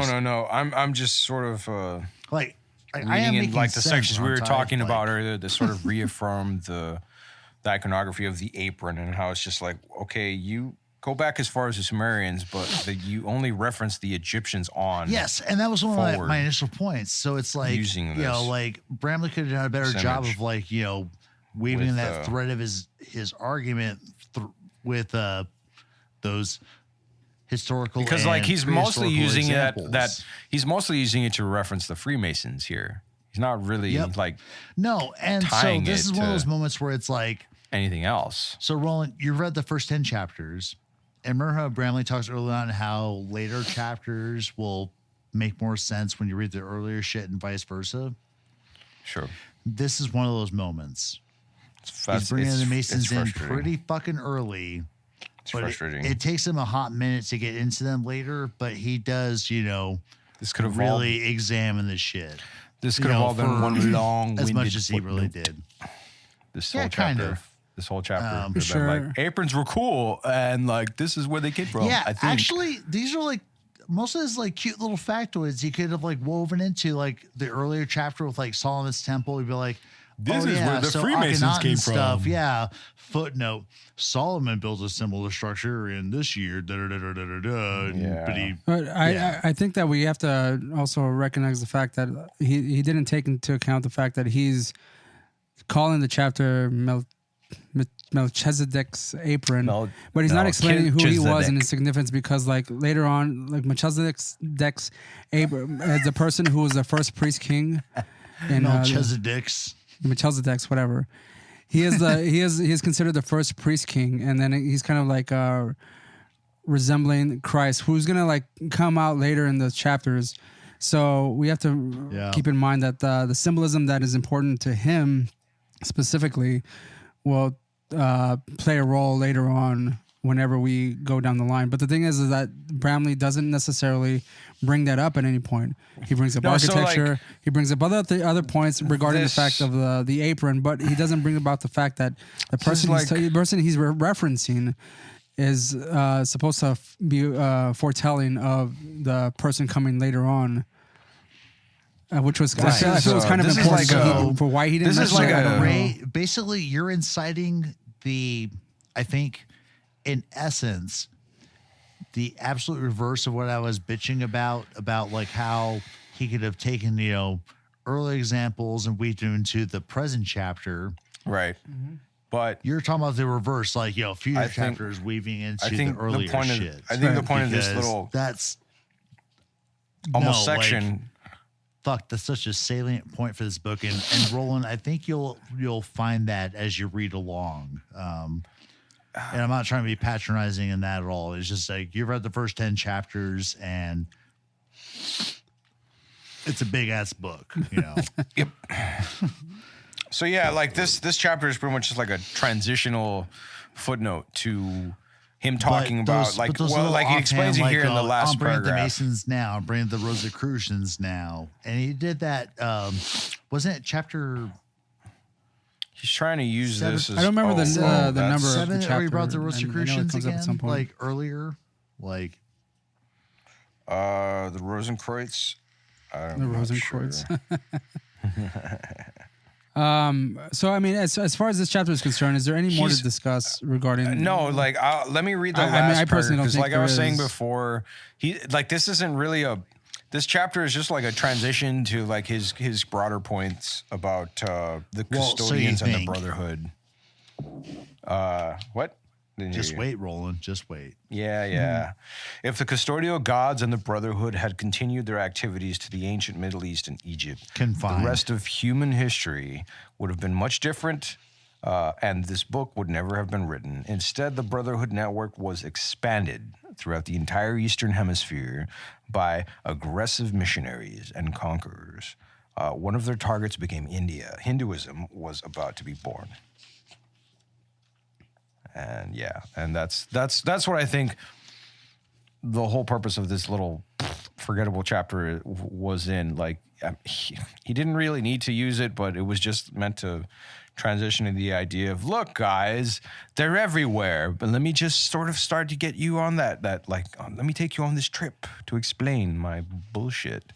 Which is where we get into chapter 9, which is the fun bit, how we mentioned before, on the generally unknown idea of the Aryans, or associated the Aryans. And that is to say that how most people think they're a bunch of like racist, white, fucking blue-eyed, blonde-haired German bastards. For our potential, just super basic ass listener that might stumble on this podcast, when we say the Aryans, they're gonna think Game of Thrones. Yeah. Oh, that's true.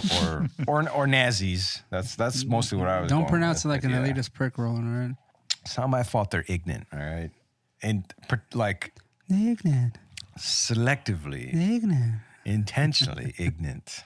All right? Like, you got nobody to blame but yourself if you choose to stay stupid. All right? It's not my fault. So, skipping like the weird apologetics for being white. Hold on. Before you continue, someone please the chapter, please. Someone please say the chapter. Daniel, can you say the chapter, please? Why is that, Ray? Why do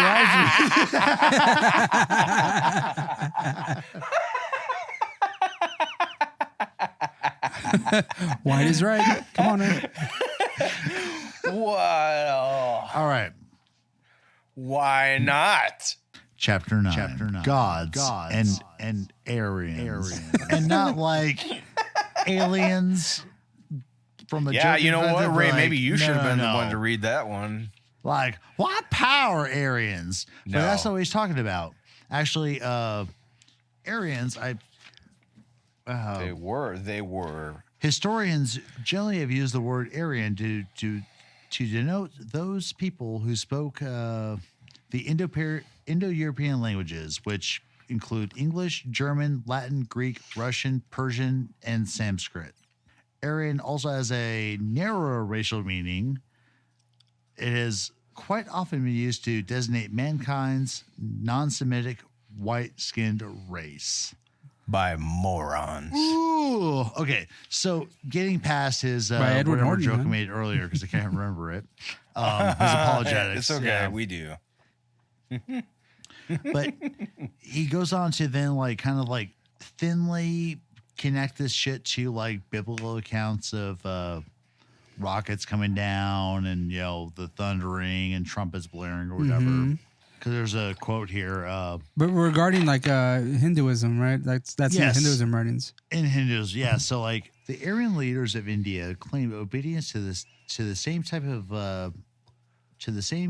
of space age custodial gods found in Mesopotamia and Egypt. Many of the human-like gods worshipped by the Aryans were called Asura. Hymns and devotions to the Asura were written in a large collection of Hindu writings known as the Vedas. The Vedas. So, sliding down to a chariot description, it says, "Now Vatu's chariot's greatness, breaking goes it." So I guess it's crashing. I don't know. Fuck. And thunderous in its noise, to heaven it touches, makes lights lurid, and whirls dust upon the earth. So they're describing a fucking rocket. Right. But the next paragraph I think is hilarious. And I bracketed it and wrote just LOL next to it. The rest of the hymn describes wind in a very literal and recognizable manner. Mm-hmm. The 4 lines quoted above, however, seem to describe a vehicle which travels rapidly in the sky, makes a thunderous noise, emits a fiery light, and causes dust to whirl on the ground, i.e., a rocket or jet plane. So he's playing Shem. He's playing the fucking Sitchin Shem game here. What if it's a rocket, you know? Because like I just think it's funny because like okay, well, so by like, our I'm not standards, sure how what long else could this it be? fucking like How else particular would you like describe passage or set of passages in the Veda is, but if it's all about like the practical effects of wind, if 4 fucking lines are a little fantastic, maybe they're allegories or whatever. Like, No, it's literal. Impossible. Obviously. What else could they be talking about? no, if you think of a Shem as a rocket, it differs the whole interpretation. You know, fucking Sichonitis, dude. Yeah, It's yeah, he's- bullshit. No, yeah. He's taking the fucking, like, I mean, he's cherry picking or whatever. Like, in this case, this is not a metaphorical fucking comparison. It's a literal one. So, again, this just sort of fits his narrative. So regarding the Aryans in this chapter, it does mention that other cultures, specifically like either Japanese or Right. South American cultures, They have a belief that reference like, white, they're made white, by like the quote unquote white gods or masters whatever. migrating to their land, and they're willingly giving up their possessions. Oh, okay. So, like, yeah, that has to do with the idea of like the original gods that they worshipped being fair-skinned and fair-haired, that sort Nordic of thing. And so when they, gods. huh? The Nordic beings, it's Right. it's Yeah, like a yeah, one exactly. of like the 4 And races that have so allegedly have that visited Earth is- or something. That is why when you had the Spanish visiting South America and Central America, the indigenous peoples at the time, for a time, were like, "Oh, it's the gods The returned to us." Viracochas. Like we're Yes, gonna say actually, like, okay, so yeah, you I'm not sure where it came about in the mythos of the Aztec and the Inca, right, but in both cases you have, you know, Europeans, you know, fair-skinned Europeans showing up saying like, "Hey, we have beads, you have land," you know. right, yeah. No, like but- that's the common misconception associated with colonialism, right? That like they conquistadores and the rest came in and like completely subjugated people. It's like, no, actually they were outgunned, outmanned, and like completely outclassed in every aspect. But because of the indigenous Belief religion systems, and belief system, yes. they were like, oh fuck, like it's the You're back. gods coming back. Yeah, because with the so like they Aztec, were you had, allowed into the society because Quetzalcoatl. otherwise they were fucked. Like they would completely demolish them. And then the Spanish and Bramley the rest does of them, invoke they took advantage. Viracochas, but they're you know fair-skinned gods. And so when Pizarro showed up with his troops in South America, they were like, "Oh, you're back." And the Right. same And they thing were with like, the Aztec and yes. the Spanish when it came to like their belief in Quetzalcoatl and what his return was supposed to manifest as. But what's fascinating is that you have relative short shrift from Bramley early on in this book towards the New World events, but he invokes these very specific examples of how it looks like there was almost a preconditioning of humanity to know about these gods. Right. Yes. But he invokes examples that take place in the New World in the 1500s versus stuff that's happening, 3000 BC, 1000 BC, 200 BC, and then he gets into the modern era, but he invokes it just seems kind of like, and maybe I'm just shitting on him a little bit, but it seems convenient that he invokes New World examples only when it's convenient to his arguments in the first half of this book, but he never explores them. He's just like, oh, here's a story of, honkies fucking up dark people here, and here. But he never explores that shit because it's like only the old world matters to most fucking Yeah, most alien of the astronaut dudes. Yeah, unless most of it the involves like the fucking site of like Tiwanaku in Pumapunku in fucking Bolivia. most of this concerns Western quote unquote civilization. Yeah, it's all Western or whatever.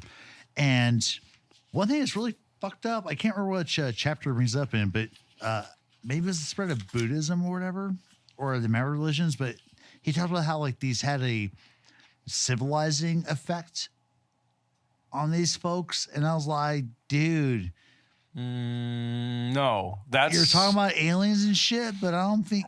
But that's the first bigoted shit you've said. Yeah. Actually, and you know what? Like I that think just it was in reminds the me of Maverick the same religions, but- shit that Sitchin fucking talked about, where he assumed that the like ancient like South American and Central American folks were primitives and were or would have been unable to understand. They're incapable of creating like all these structures maybe that and was stuff a like that. byproduct Right, of like when he was researching or whatever. But I'm gonna call it bullshit because like Sitchin, talk about how he spent years researching his work, and straight up fucking in the Andes, fucking Max Uli was fucking around like in the 1919s or 1920s and shit, or 19-teens, and revolutionizing our understanding of like New World sequences and shit. There's no way that like would have just gone like blindly to Sitchin, dude. Not if he was Like, as but thorough once as he again, claimed but to I have think been. it's this like old world fucking bias that Sitchin had, because like ultimately like his discussion was like the origins of humanity, but that posits that people are only there in one spot. Like even if you discount all the archaeology of people being all around the planet early on, why wouldn't the Anunnaki set up more bases for experiments? Like, okay, other pantheon of gods that are also in the Sumerian pantheon, they got forgotten because they're the losers or whatever, but they're in the Americas. Well, do you think that it's quite possible? I mean, this has nothing to do with like necessarily this discussion, go for it, man. Like, but the fact that I'm rambling, there's been instances where people have come in and conquered other cultures and like destroyed their quote unquote libraries, that maybe like it expressed like certain instances where like maybe like the Anunnaki were setting up shop in other parts of the world, but maybe they just like all that information got destroyed.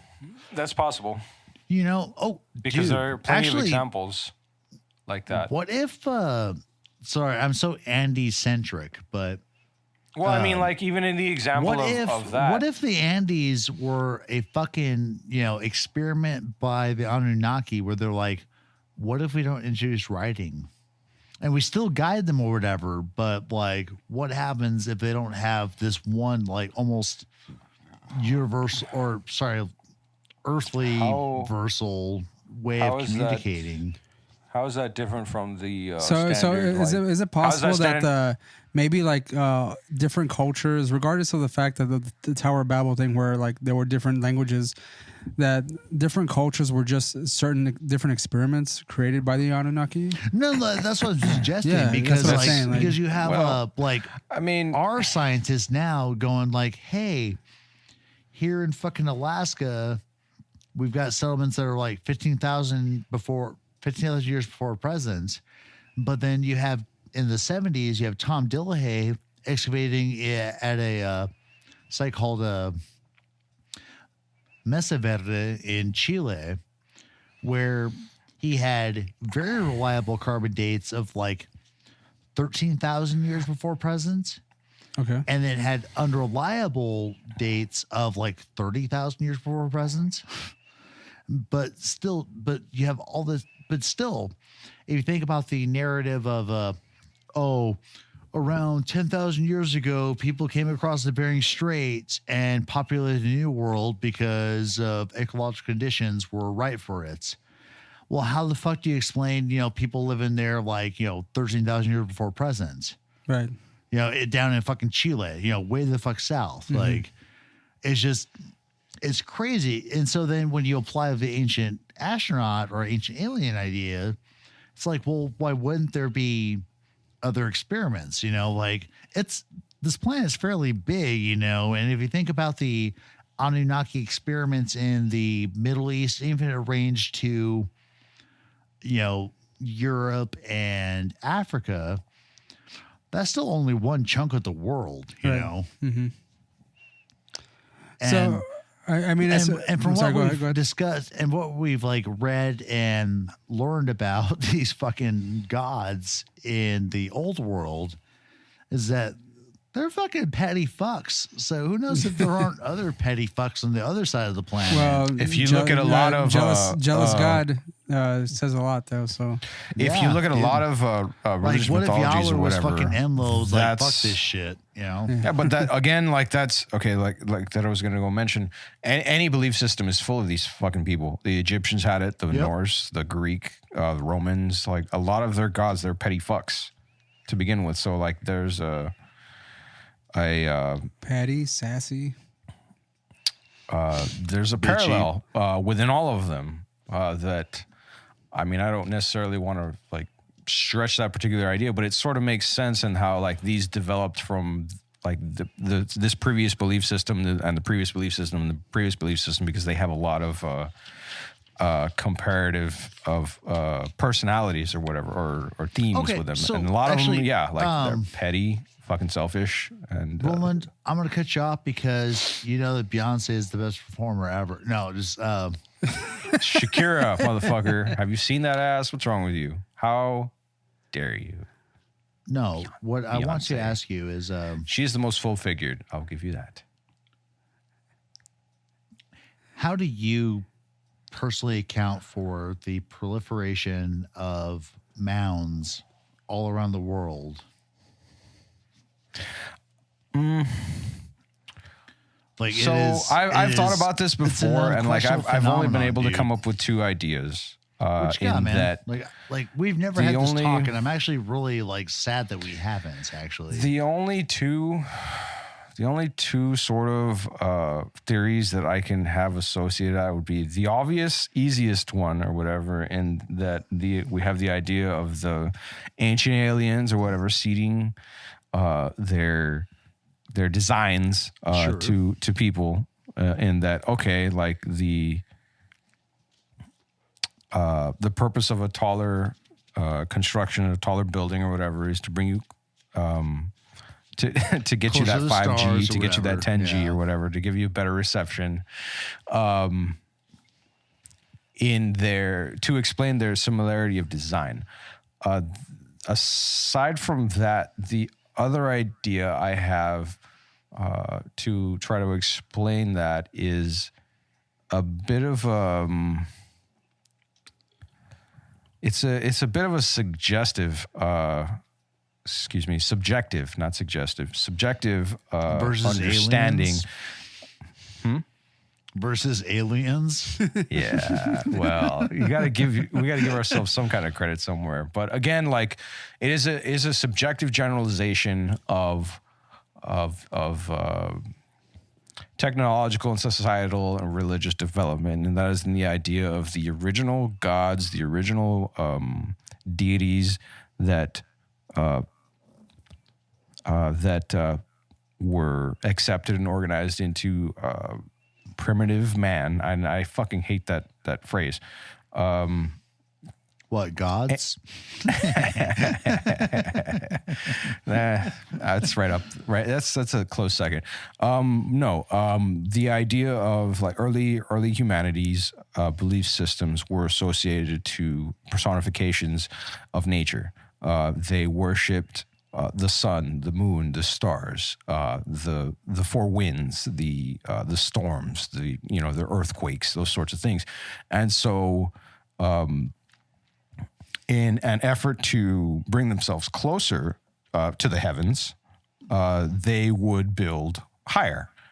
And so like where you have the idea of the Tower of Babel, right? Where like people built a tower that was so high to bring themselves so close to the supreme God or to the gods that they were struck down for their blasphemy or whatever. And that is a sort of an extension to me of that basic idea that people would either build in two directions, and not necessarily a building down is a thing, but like they moved into two areas, closer to the heavens and closer to the underworld. And so that's as far as I can really try to think about it. Yeah.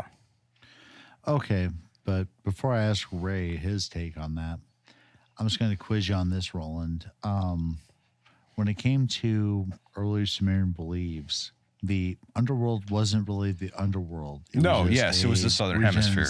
Yeah, right. It was a location. So location. How do you reconcile the idea that people, dig down to the underworld versus just digging, just building shit that faces south or whatever the fuck? So I'm not sure if this necessarily makes sense, but it just kind of something that sort of occurred to me is that by the standards of the Anunnaki, by the standards of the ancient aliens, the religious connotations, the religious associations of the underworld were actually more locational, right? The southern hemisphere. Excuse me, not them. Yes, them.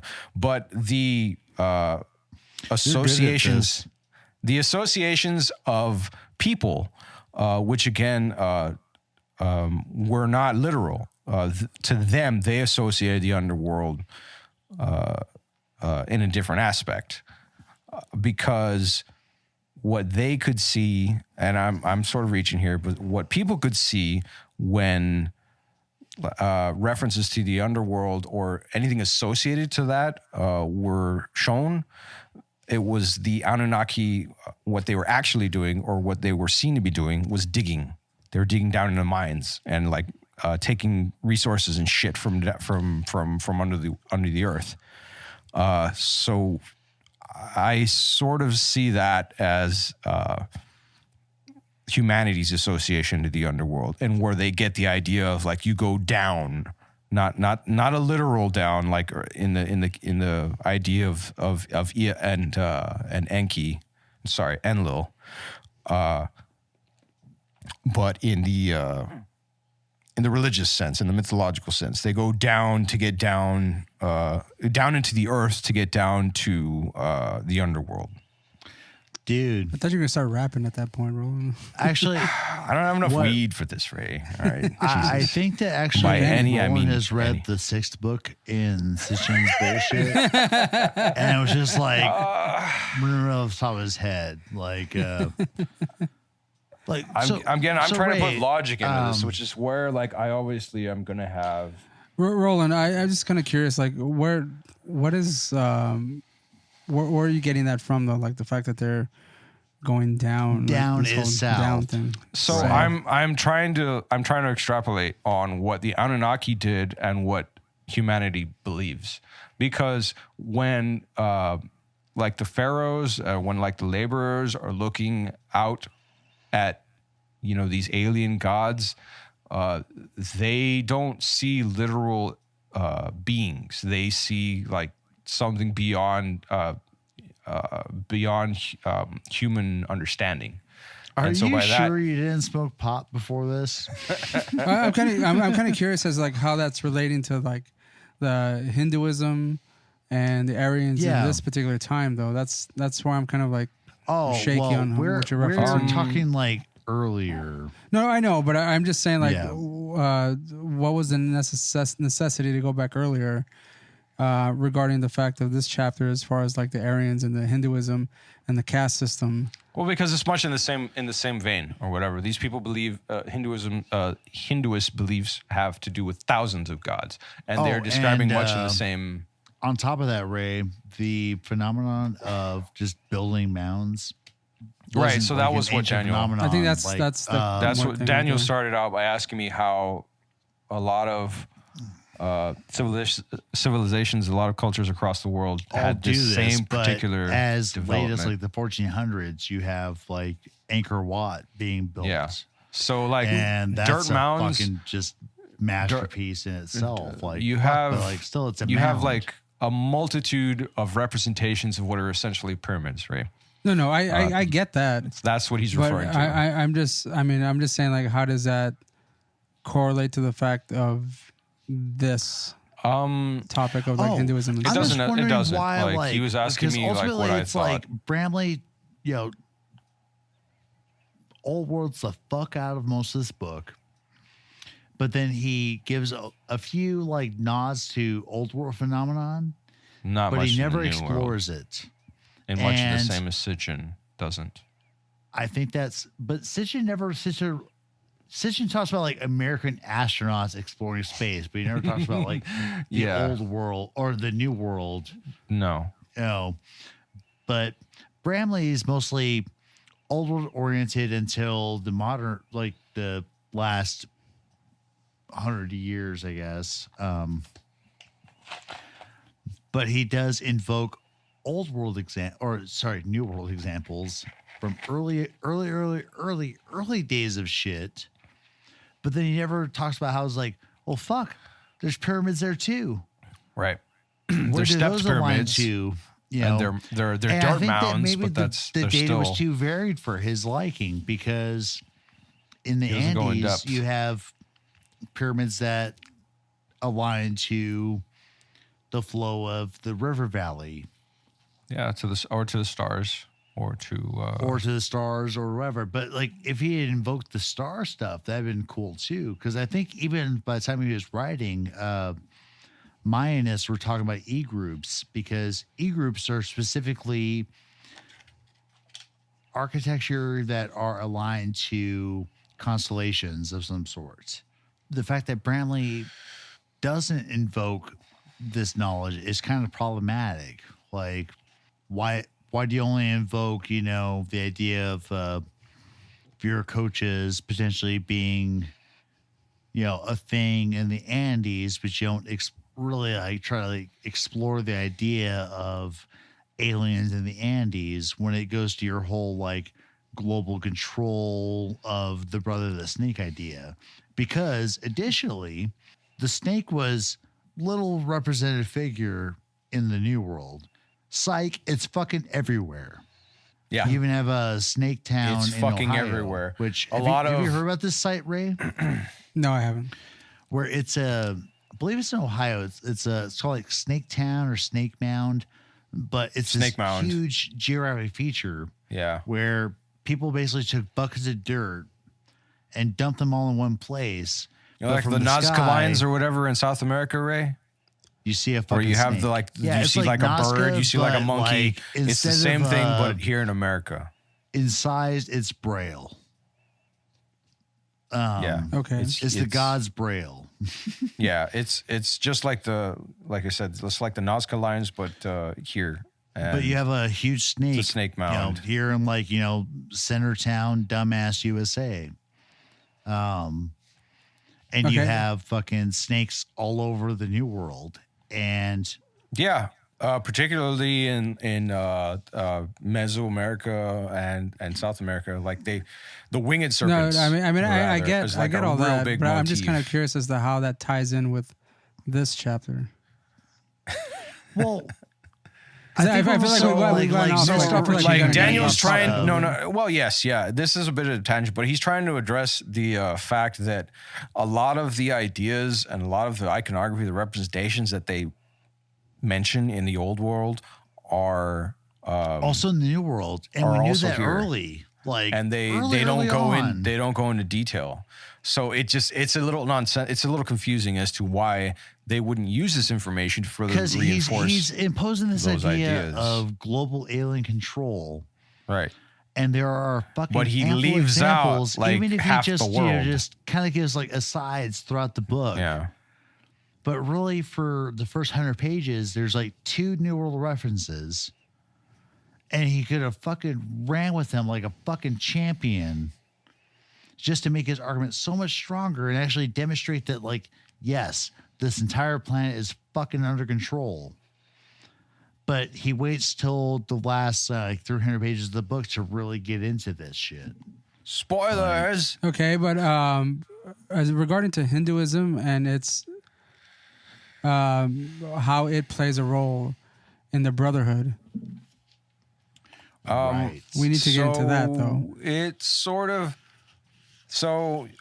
through. Well, before we finish that, Roland, I just want to make mention of the fact that Hinduism, according to Bramley, a religion that was kind of, I guess, breaking away from the corruption or so of the the exactly. Brotherhood of the Snake. I was exactly what I was about to mention. It is in Hinduism. There are references to gods traveling through rockets and all that other nonsense and shit, chariots and battling in the skies. Yes, and there's they get back to published multitheism. translations from the International Society of Krishna Consciousness that describes planetary warfare specifically, and firing weapons with beams of light and traveling in spaceships. Right.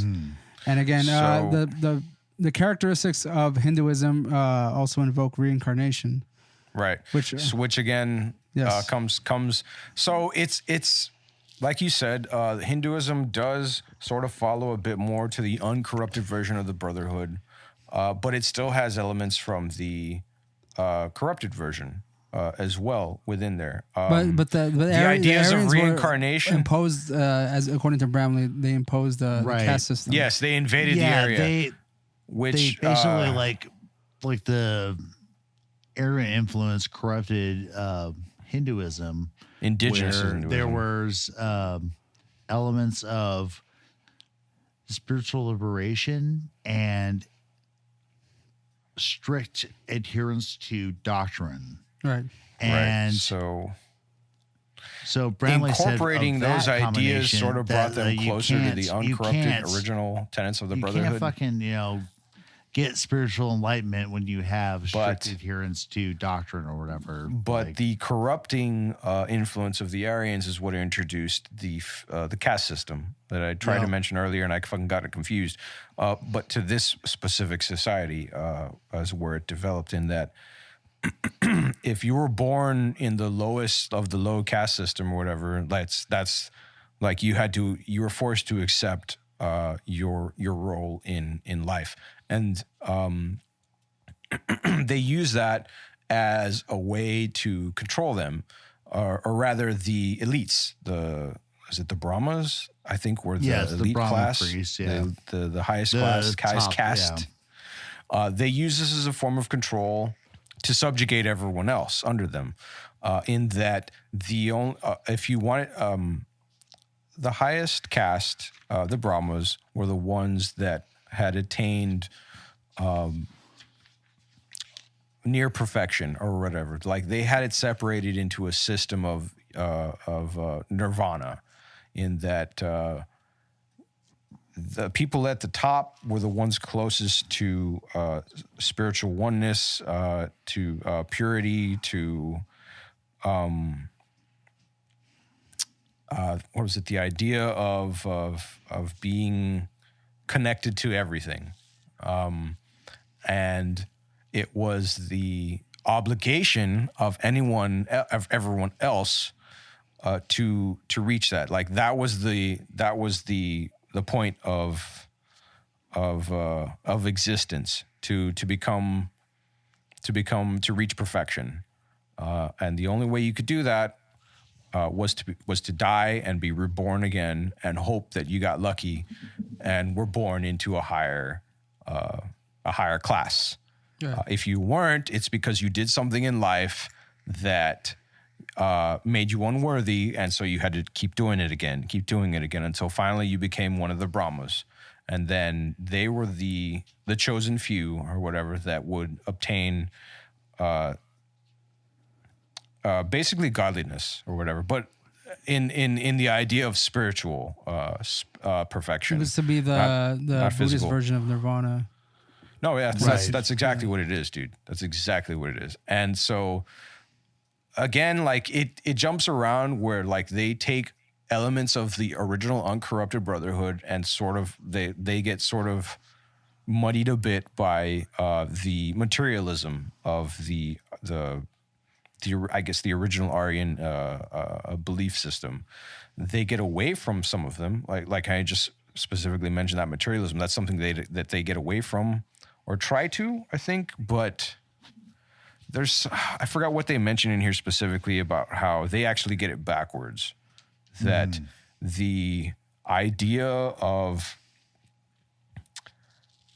perfection is associated to the accomplishments or to the way you carry yourself within life that will carry you on to a higher stage of existence, or rather a closeness, bring you closer to nirvana. But I believe the original beliefs of the Brotherhood were that it had nothing to do with what you did in life and everything to do with how you thought of yourself, of how you I could be fucking it up here. I'm having a bit of difficulty with it because you are. Yeah. So again, like they were trying to get away. The original intent was away from the ideas of what you did and closer to the ideas of how you thought. But I mean, a lot of it had to do with the fact that like it's hard to it fucking evokes explain. like suffering is a good thing. You Right. know, so that also restricts their so spiritual recovery. So that's to speak. that is the corruption, and the original ideas were like, no, actually, it's bad. You don't want that. Why do you need that? Like, it's the idea of perfection is peaceful. That's slipping a bit into chapter 10. Yeah, which we'll get into in just a second here. The one symbolism that Bramley brings up is the swastika. Sure. I guess regarding the Aryans that came through. But the swastika itself wasn't necessarily a symbol as we know it now regarding like a Nazi. As we in America know it now. As we in America know it. It's still a very prevalent in Germany, symbol I guess, within. right?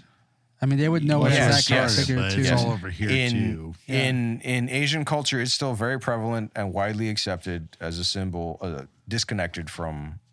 It's a symbol of good luck and good fortune. Yeah, and it's still what very I find used. fascinating is that once again, New World or ignoring the New World, but this would be convenient because I'm not sure when it came about or whatever or how it was introduced, but I think it was the Iroquois also like rocked the swastika as a symbol of good luck or whatever. But there was some native group here in the States that used that shit as well. And despite all the stuff we know about the swastika and all, it's not nasty shit. Bramley goes on to talk about how there's some researcher that said that, oh, well, the shape of the Big Dipper and Little Dipper is kind of like a swastika or whatever. So Bramley goes on to say, because of the swastika's frequent association with custodian gods, it may have begun as a simple representing the home civilization of Earth's custodial masters somewhere within the Big or Little Dipper. And that's just funny, man. It's like trying to figure out where the Nordics are, or the fucking reptilians came from, the Draco constellation, or whatever the fuck, you know. The most important part of this chapter, I guess, is the lead into the next chapter we're going to talk about. I found the section that I was talking about, that explained the ideas of reincarnation and how like it was a sort of a corrupted version of the original Brotherhood ideas of death and rebirth. If you don't mind, I want to check it out or just sort of go through it here. I mean, it starts in 99 and 100, but like this one paragraph sort of goes through it. And like I'm not gonna like this whole section actually talks about just how you were mentioning before, Ray, how the castes were created and designed as a rigid feudalistic social order that they used just to sort of control everyone. But so Hindu reincarnation beliefs accomplished two other custodial aims. Hinduism stressed that obedience was a principal ingredient, bringing about advancement to the to the next caste. Excuse me. At the same time, Aryan beliefs discouraged people from making pragmatic attempts at spiritual recovery. The myth of spiritual evolution through a caste system hid the reality that spiritual recovery most probably comes about in the same way that nearly all personal improvement occurs, through personal conscious effort, not through the machinations of a fictitious cosmic ladder. So that's what I was trying to sort of get through. It wasn't in that, like, your outward examples and efforts within life mattered so much as like the personal development that you were supposed to undergo yourself to bring you closer to the original ideas of the brotherhood, idea of nirvana or whatever. So yeah, that was just my garbage. If we're gonna lead on to the next chapter, the fact that the Hinduism was kind of taken from the title of the next chapter, a Maverick religion, being something that kind of went away from the overall controlling aspect that the custodial gods had on human beings into more of an individualistic kind of like spiritual enlightenment kind of situation. I want to read the last bit here. It's not the whole paragraph, but it is just a bit of it. It says, Maverick religions are those which have been broken from custodial dogma and have attempted a practical or scientific approach to a spiritual salvation. Although no Maverick religion in the past brought about wide-scale spiritual recovery, they nonetheless kept the hope alive while perhaps pointing out a few steps needed to get there. So we're going to move on to the Maverick sucker's religions game. Here. Chapter 10, right? The Maverick religions.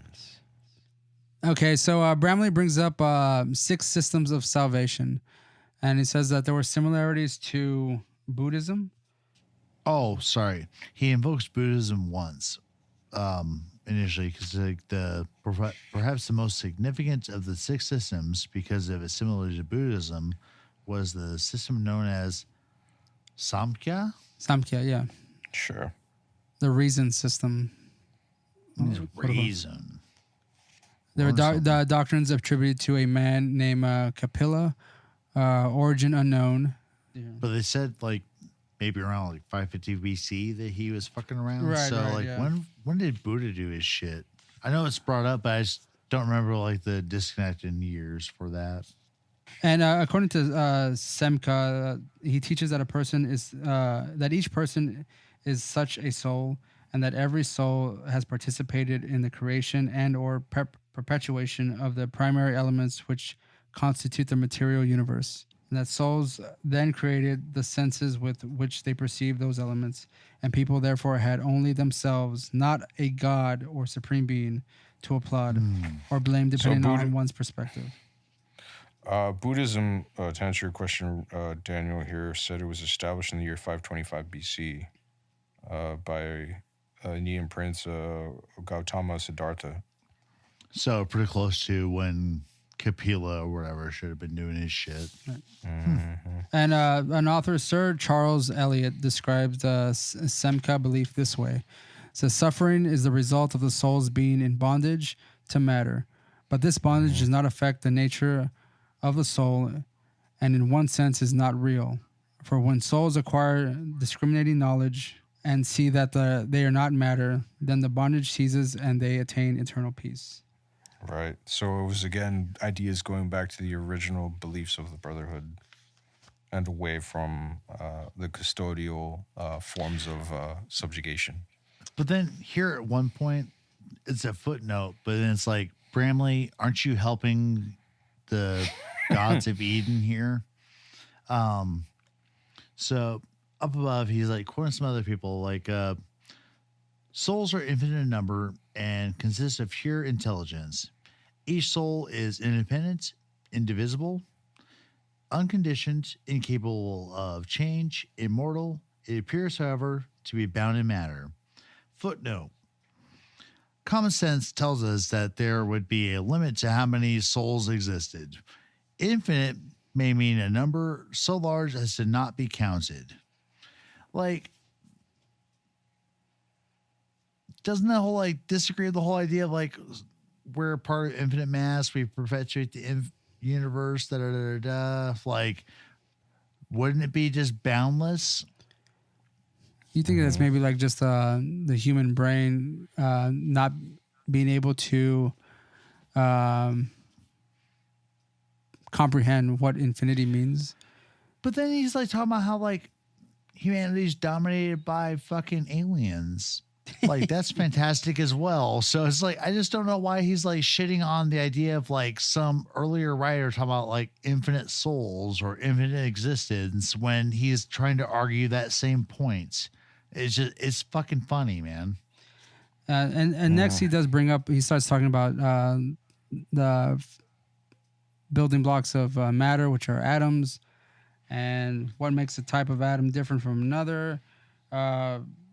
Physical matter is far less solid. He goes on to like 2.5 pages of talking about like, so, and he brings up like he spends like almost a page and a half talking about like examples of like, if you took a atom of this and you made the nucleus size of a marble, then the closest neutron would be like 8,000 miles away, and it's all adorable or whatever, but then it's like, it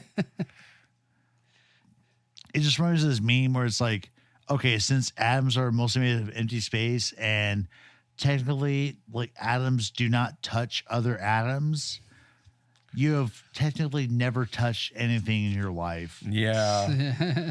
And you're right, you haven't. On the atomic scale. There's a whole scale, thing like, and that fucking like, there's this one decade philosopher, like the whole arrow guy, where it's like, okay, so you fire arrow, it crosses half of a certain space. Then it crosses half of a certain space. So like travels a foot, travels 6 inches, travels 3 inches, travels that, but it actually never hits its target theoretically because atoms don't touch. Yes, theoretically. But what about molecularly or actually? Yeah, what about me cutting Roland with a knife because he interrupts all the time? I'd say I connected. Atomically, your knife would pass right through me because it's made of shit, and you shouldn't have bought that crap on Bud K, you douche. But physically, I'd be fucked. I got it at the mall. Thank you. From a guy with frosted tips. Well, that's where the quality is. It's in the frost. One of the last things I want to do here is compare the custodial and Maverick religions. Basically, we're going to just read off the chart here. So, if I could go before you go that route, though. Yes, please go ahead. There's right before those examples, it talks exactly about like the original form of the Buddhist description of nirvana and I guess what ended up becoming a corrupted form. Right. And that is to say, he calls it like a decay. Decay of the definition of nirvana. The word nirvana originally referred to that state of existence in which the spirit has achieved full awareness of itself as a spiritual being and no longer experiences suffering due to misidentification with the material universe. And again, these are ideas all referring to the original concepts or theories of and he does mention that nirvana is almost like a nothingness or the void. Right. So that is when it becomes decayed, corrupted. Nirvana is the state striven for by every Buddhist. Nirvana has also been translated as nothingness or the void. Horrible sounding concepts which have come to imply to many today that nirvana is a state of non-existence, or that it involves a loss of contact with the physical universe. Well, technically, nirvana does not exist anymore because Kurt Cobain is dead. What did Kurt Cobain mean? Wait, what? So what it was, we're gonna bring up Kurt Cobain at some point. Yeah. Oh, God damn it! Fuck off! Eat ass and die. Look. So again, he goes right after following that the original Maverick goal is to achieve the opposite. Nirvana. Boom. Yeah. No, don't even go that way. Because Kurt Cobain himself had like been quoted saying, "Look, guys, my words don't mean shit. Like, why are you taking all this stuff so seriously? Fuck off." Yeah, it's nothing. Like he just fucked around. He's full of shit himself, and he just enjoyed it, and that's fine. Yep. That's cool. It's nothing. Fuck the rest of that. Pumwa. Buddha's true state of nirvana included a stronger sense of existence, increased self-identity, and an ability to more accurately perceive the physical universe. And so basically, Bramley gives comparisons between a custodial religion and Maverick religion, so the common person can kind of differentiate between which they are following. Or so try hopefully to. they Like, can they avoid the custodial religion and immerse themselves in the Maverick religion. The just, mythology of the mythology of the oppressed and the mythology of the freeman. So, I know we want to go through them, but I think the first one I bring up is difference between the custodial religions and Maverick religions would be custodial dudes are all about adherence to doctrine, Right. based on faith or obedience alone, Subservience. and that shit is stressed. Yep. As far as the Mavericks, though, observation and reason are held to be proper foundations for adhering to a doctrine. Like, holy shit. And it's fucking crazy to think about, like, all right, so, like, say like Christianity is very much a custodial religion.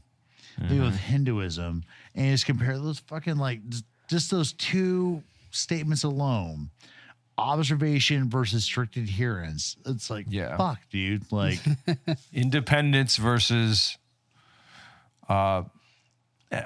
the emphasizing loyalty above all else. it's like, you could also trusting my table's going to hold up my monitor or believing it is. I mean, you could magic. You could say that, like, cults are pretty much like the lowest form of a custodial religion, of like a human being adhering themselves to, like, they emphasize obedience. Yeah, but they want. I'm really happy being a part of the Sisterhood of the Traveling Pants. Fuck off. Fuck off. Low hanging fruit. Get out of here. Okay, so I'm gonna read the custodial religion, and Roland, I don't know, or Daniel, you want to read the Maverick religion?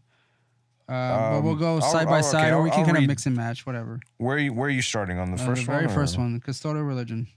Okay. So custodial religion, source or inspiration of teachings, is said to be a god, angel, or supernatural force, not a human being. The Maverick religion states that the source or inspiration of teachings is said to be an identifiable human being. Point number 2. Belief in a single supreme being or God is a principal cornerstone of faith. In earlier times, worship of many human-like gods. The Maverick religion states that belief in a supreme being is usually tolerated, but is a minor or non-existent part of doctrine. Emphasis is placed on the role of the individual spiritual being in relation to the universe. Custodial religion, point number 3. Physical immortality is an important and desired goal in many custodial religions. Go ahead, Daniel. Yeah, I got this, I think. Spiritual freedom and immortality are sought. Endless existence in the same physical body is deemed unimportant or undesirable. The custodial religion describes adherence to doctrine based upon faith or obedience alone is stressed. Observation, this is the Maverick religion. Observation and reason are held to be the proper foundations for adhering to the doctrine. Back to the alien side of the custodial religion. Point number 5. Severe or fatal physical punishment are sometimes employed or advocated during the religion's history and deal with non-believers and backsliders. I heard the that. Maverick religion states the physical punishments or duress are very mild to non-existent. Severest punishment is usually formal exclusion of an individual from the religious organization. You're banished. That's right. Custodial religion, point number 6. Belief that being born in a human body either once or many times through reincarnation is a part of a broad spiritual plan which will ultimately benefit every human being. And those Maverick rebels say that belief that there is no hidden spiritual purpose to human existence and that the process of death, amnesia, rebirth causes spiritual decay. The next point to the custodial is that belief that there are higher forces, gods, or supernatural entities which control people's individual or collective fates. Human beings have no control over those forces and can only yield to them. Maverick religion, at point number 7, belief that all people are ultimately responsible for having created their own conditions in life, good and bad, by their own actions and inactions, and that all people can ultimately control their own destinies. Point number 9, belief that only one supreme being alone created the physical universe. Sorry, that was point 8, dude. Yeah, but point 8. anyways. Maverick religion, point Fuck 8 you, is the I can't count. I studied belief, social science. It's fine. Belief that everyone has something to do with the creation and or perpetuation of the physical universe. Custodial religion, point number 9. Human suffering, toil, and enslavement are a part of a broader spiritual plan which will ultimately lead to the salvation and freedom for those who obediently endure it. Maverick religions. Human suffering, toil, and enslavement are social ills that have no constructive purpose and stand in the way of spiritual salvation and freedom. And the custodial, number 10. The spiritual recovery and salvation depend entirely upon the grace of God or other supernatural entity. And Maverick religion, point number 10. Spiritual recovery and salvation are entirely up to the individual to achieve through his or her own self-motivated effort. So again, like a lot of the Maverick ideas are much closer to what the Brotherhood of the Snake was originally trying to achieve. Yeah, and actually, like, I'm waiting for a book to come out where it just talks about the purported Brotherhood of the Snake, where it talks about the subversive elements in there because, you know, these ideas of that are non-custodial keep popping up throughout history. And it's like, you know, where's the little rogue that's doing that, you know? Where are the AS through time? Maybe they enslaved them or put them in a so-called prison. That way they couldn't go off. And well, maybe that's the quote-unquote return for the person or the snake in the Garden of Eden, or the return later on for salvation. Like, he's supposed to come back and give everyone a spiritual enlightenment and like get rid of the enslavement of people, because technically that's what like even the Book of Revelation is about, like them coming back to release people from the chains of Satan and stuff like that, which get to the good times. Yeah, like 1,000 years of partying. One of the last things he does mention is a promise. Says, although Buddhism did not free the human race, it left the hope that freedom would one day come. According to Buddhist legend, Gautama knew that he had not accomplished his goal of creating a religion that would bring about full spiritual liberation for all mankind. He therefore promised that a sacred Buddha or enlightened one would arrive later in history to complete the task. And this constitutes the famous Maitreya, the friend prophecy, which has become a very important element in the modern Buddhist faith. Because Buddhism did not originally express a belief in a supreme being, the Maitreya legend did not suggest a messenger or a teacher from God. Maitreya would simply be an individual with the knowledge and ability to get the job done. Yeah, and I don't understand that really. Like, because the idea of the Maitreya sounds very Maverick-y. It does. I mean, like I just mentioned earlier, the return of Jesus, the rapture, all that sure. stuff. Yeah, But the thing second is, coming of Christ. well, okay, no. So chapter, the second coming is one thing, like, Ray, but like they do mention here that the rapture, or rather the ideas of the apocalypse, is something that the Buddhism decayed into. Right. Mm-hmm. And so I'm just the curious final battle, if Armageddon, the Day of Judgment idea that was kind of seeded early of the Maitreya was the start of, you know, kind of the doomsday stuff that we'll get into this next episode. And so I'm just curious if idea that was kind of seeded early of the Matea was the start of, kind of the doomsday stuff that we're getting into this next episode. It seems that way. As it decayed with the rest of Buddhism, it was slowly absorbed into a destructive doctrine spread by the Brotherhood sources in the Middle East. So the end of the world teachings have a catastrophic effect on human society. It is therefore of paramount importance to understand more about where and why those teachings began. Yeah. And we'll get into chapter 11 on the next episode called The Doom Prophets. Now that sounds fucking metal. Let's be realistic here. It's a good band title for sure. We're going to get into the metal part of this book right now, or like next episode. Yeah, let's do it now, guys. Fuck it. Yeah.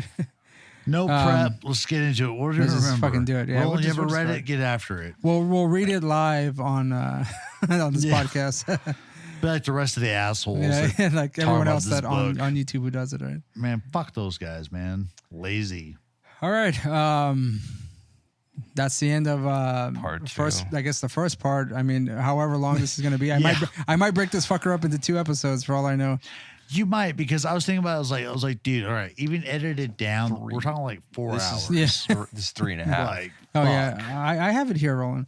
We're at 325 just on this alone. But I mean, I'm gonna say that's 20 minutes of like dead air bullshit, and then everything else. So. Ooh, scary. 20 minutes. All right, so that'll bring this episode to a close. I'll edit everything else as need be. My name is Ray. So you say. This is Roland. And Pacific Northwest. This is Darkwing Drunk. Okay, 10 chapters. This is a long 10 chapters, man. Yeah. Holy shit. All right. I did not anticipate this. No, we'll see you next See you time. next time. See you, dudes.